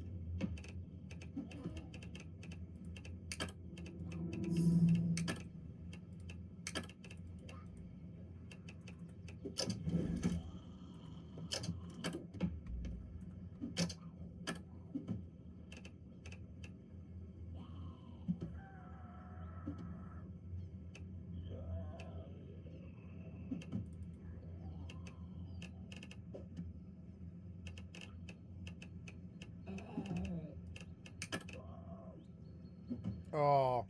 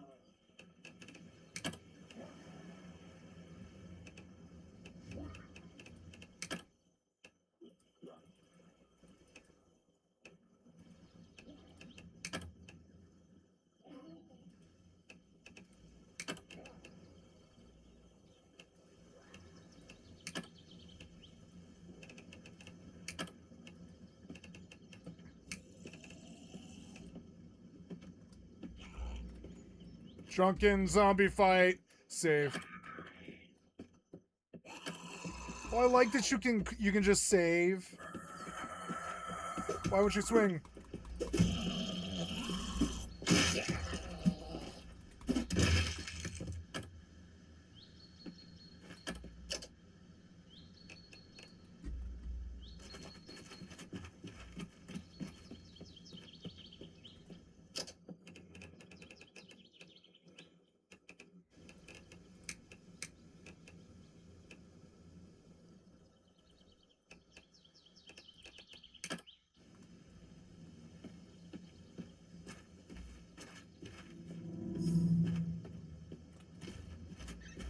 I like this game.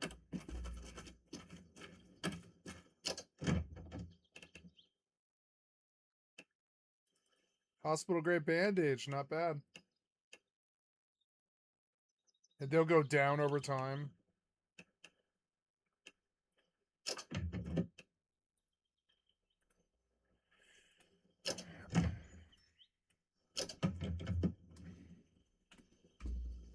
It is a really good Project Zomboid. The performance is abysmal, even on GeForce Now.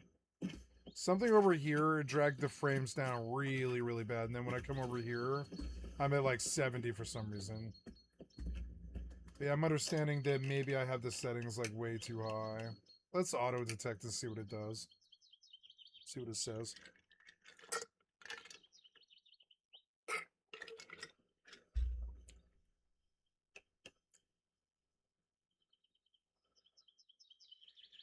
I mean, it put me on ultra.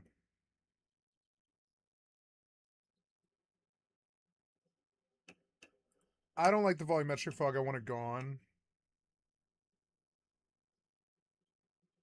Fog, scattering, blurs, distant objects, and fog.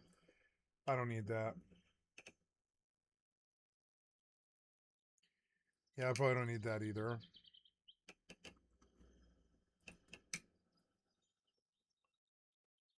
The preset, I don't know, still probably too high. Ultra's probably too high. I don't care if it thinks I can do it. It's probably still too high. Drop it down like a little bit. I wish it had DLSS, but I don't think it's like that far along yet. No real difference in frames at all. I got like 4 frames, 5 frames.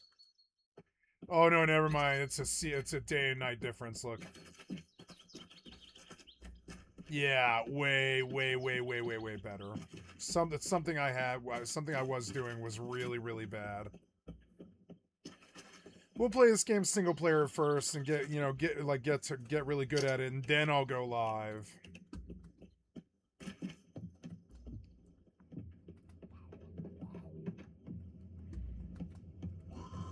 So I can like light candles in here while I search for a way to like light power.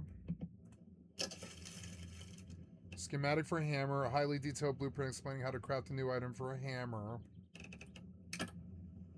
Level 10 construction and crafting, okay.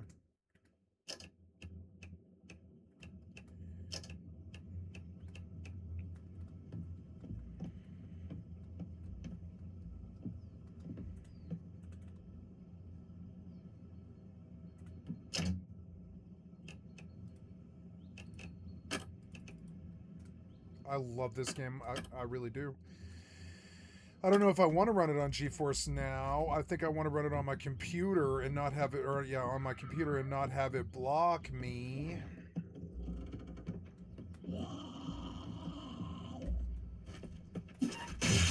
Oh, I got him first hit. It felt good too.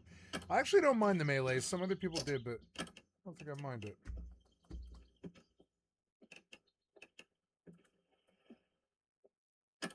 He's dead.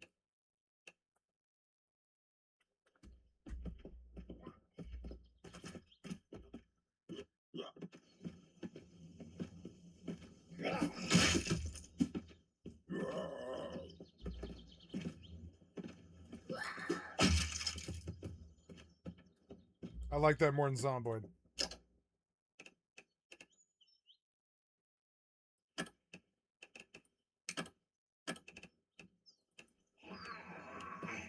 Oh. No. Where did you come from? I heard nothing. Nothing at all. No warning. Fucking dicks. I'm spooked, but I'm confident.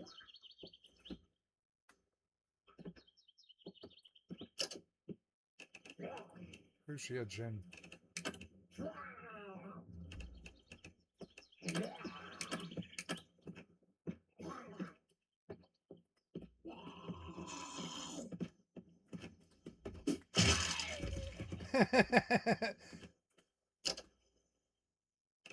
I like the combat. I think it's okay. One shot is about how melee combat is, you know? You really don't want to get hit in melee. It's probably going to kill you most of the time. Not kill you. Like, punches don't kill you, but anything stick-wise or bigger probably kill you. I feel like a staff can kill you. It all can kill. If a person wants to kill you with it, they can.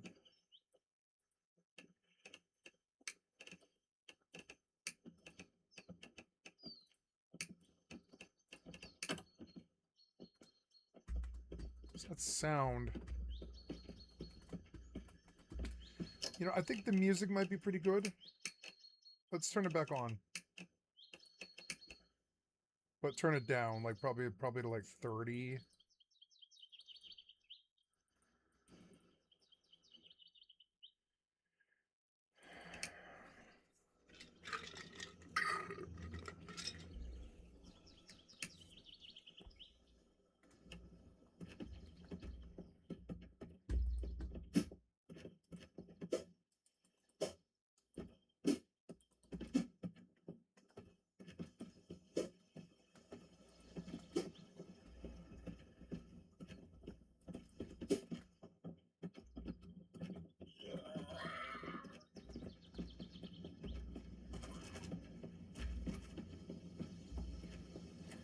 I like this so much more than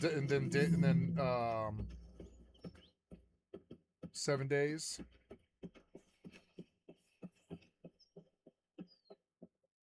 Now it looks good. It didn't like Ultra, but it likes this.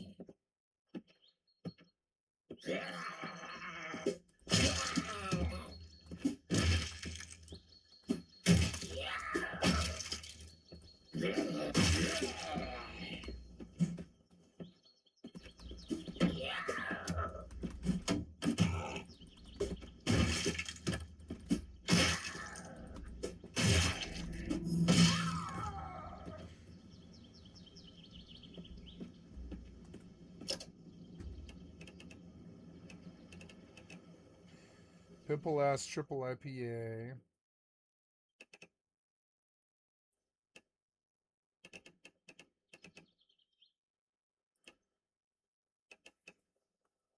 Those scratches that are going down slowly.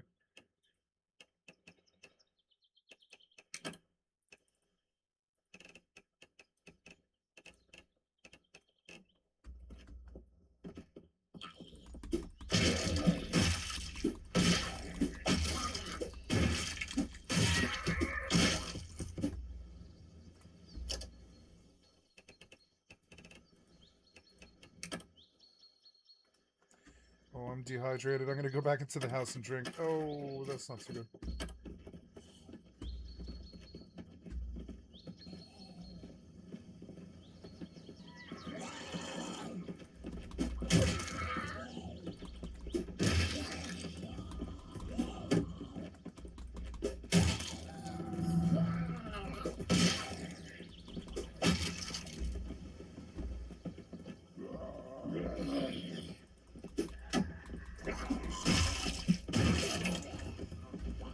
I like the combat, honestly.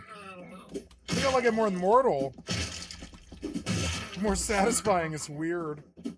Oh, what? Oh, where did you come from? Oh, you fucker. Die. Oh, I've got a horde now coming, I guess. That's not too good.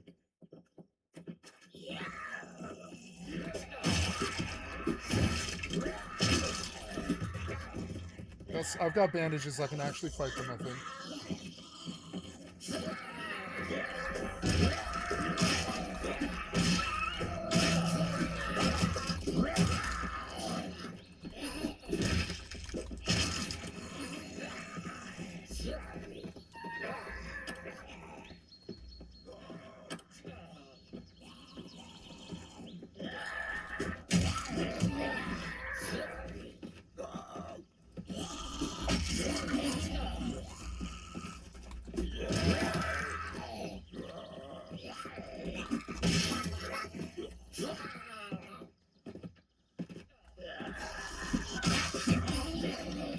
They're hurting me.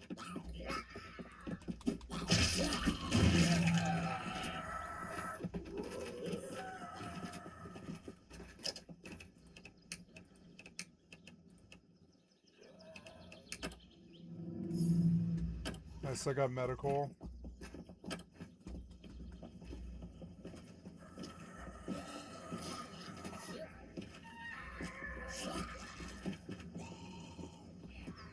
Shouldn't have fought this many, I should just leave.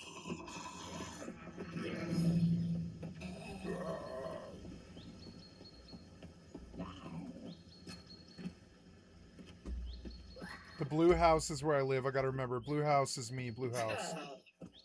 Currently, anyways. There's a crawler.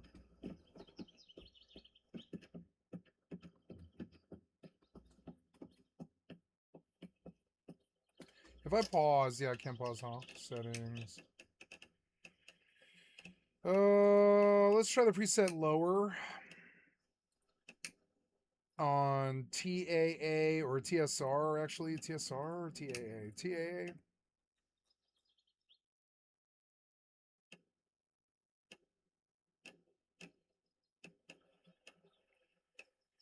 Yeah, the volumetric fog was really actually eating my frames.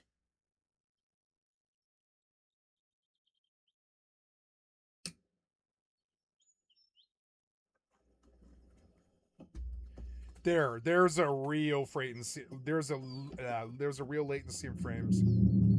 Clinton Correctional Storage. Wait, this is the police storage? That might be good.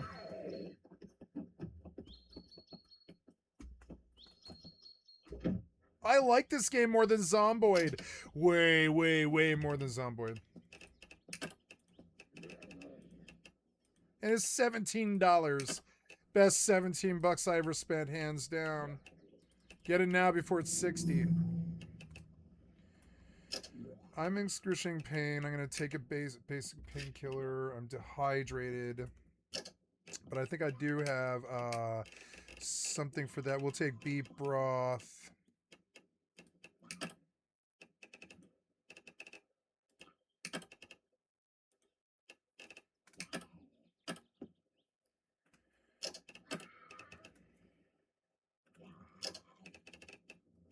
And as time goes, all this stuff goes down. Oh, no.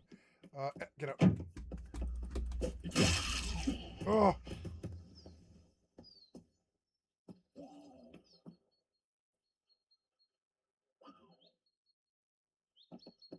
No, I don't know. Medium, yeah, medium's running well. I don't care that it looks like crap because it's not corporate.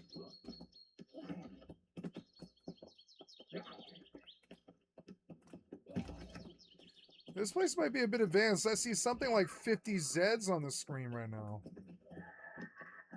That's not too good.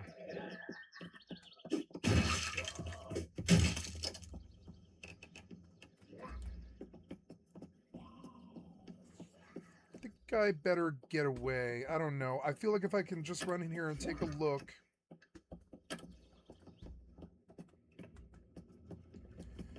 There's some kind of weapon, but I don't see weapons in here. Keyboard. Something coming on there. Magnet plus newspaper. Save. Building fuse box. There's a door out. Oh.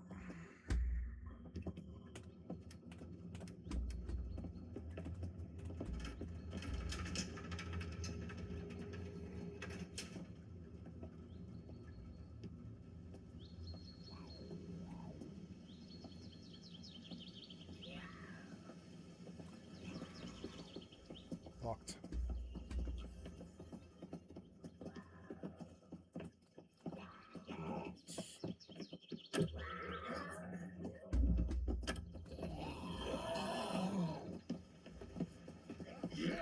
This is way, way too many.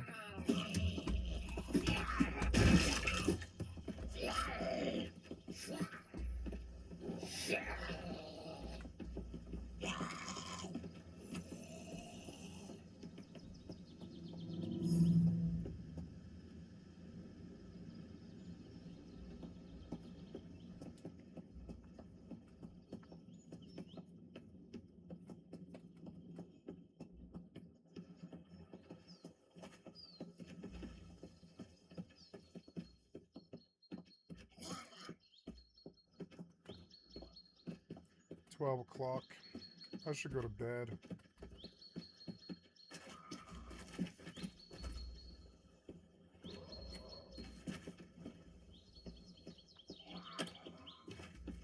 Can I hop the fence? I'm just curious. Oh, I can. Nice.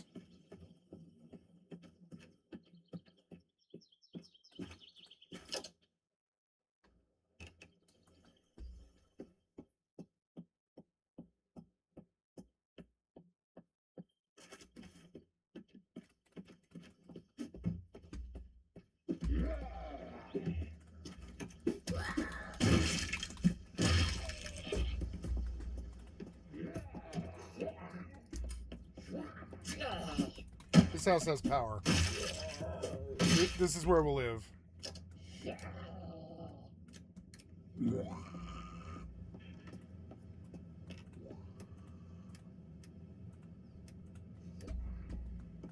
Is there power? No, it just looks like there's power, I think, because there's like so many windows that are open.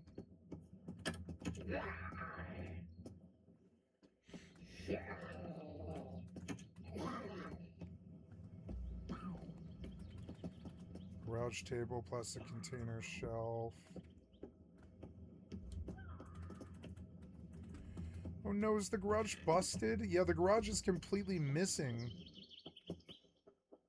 Can we lock that door? Okay, turn it off. Turn it on.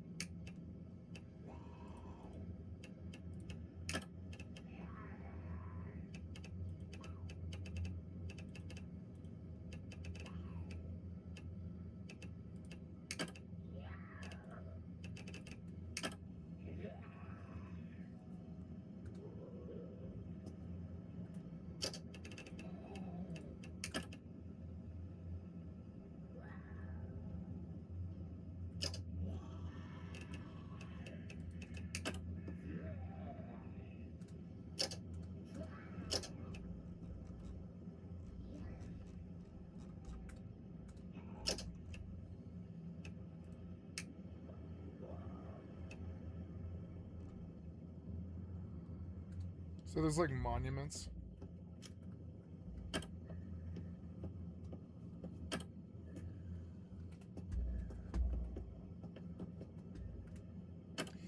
I think I will stop Vane for the night here, but this was fun.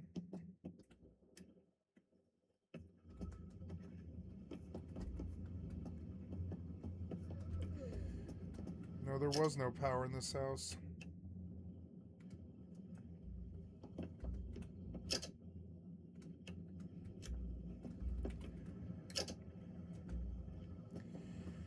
Well, I don't necessarily, with a bed, I don't necessarily need light. 1:30 p.m. So it's sitting at 80 here. I want to change. Maybe I actually like it at medium, but I want to bump the resolution scale. Let's see what happens when I do.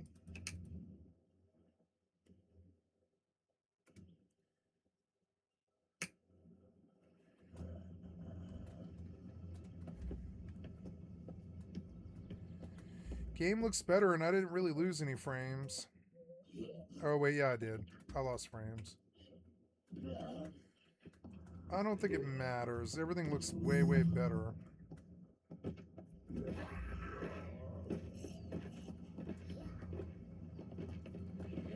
Wow, everything looks way, way better.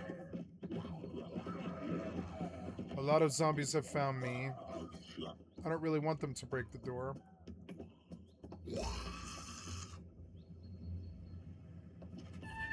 Oh my god, it's like 50 zombies.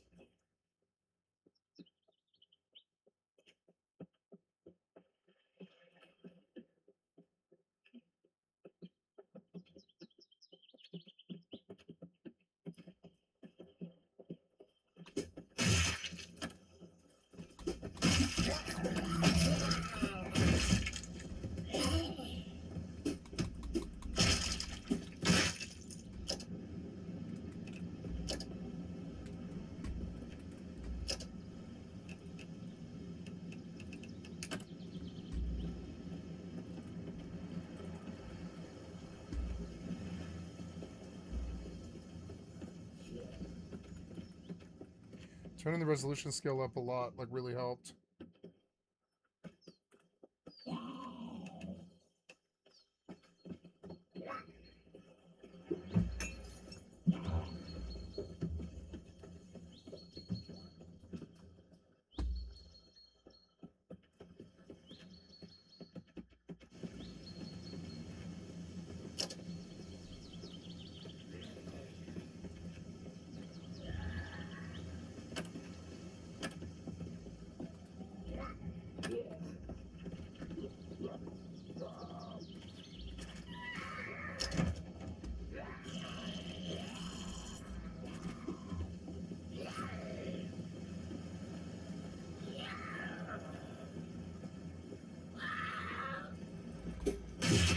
Killed me instantly.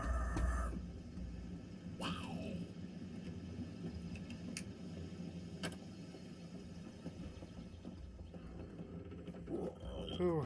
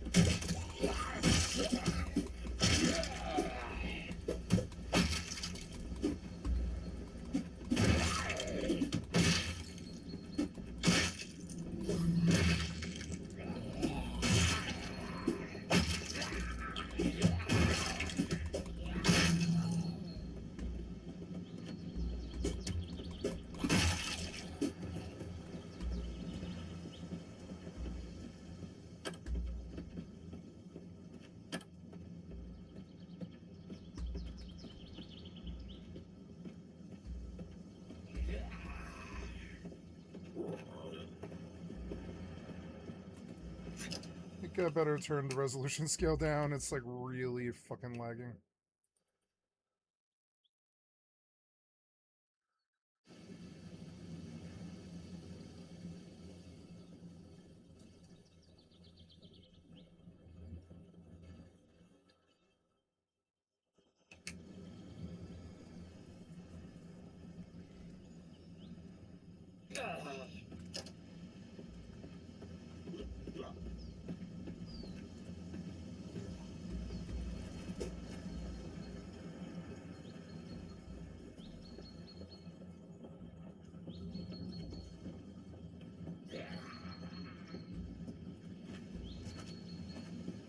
You're gonna kill me right here.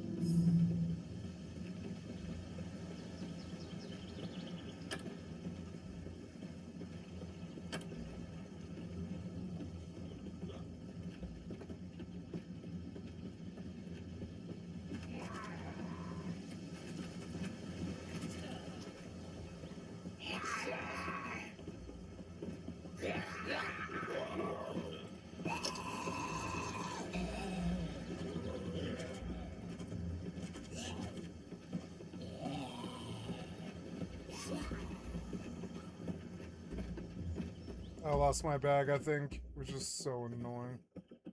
Now I have no flashlight. I don't know if it really matters. I think there's probably flashlights in the houses. I just don't want to travel at night is all. I feel like I died somewhere right around here, but I don't see it.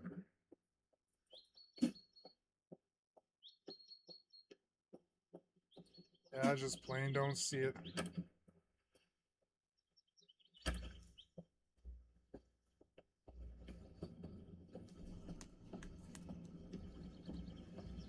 I just plain don't see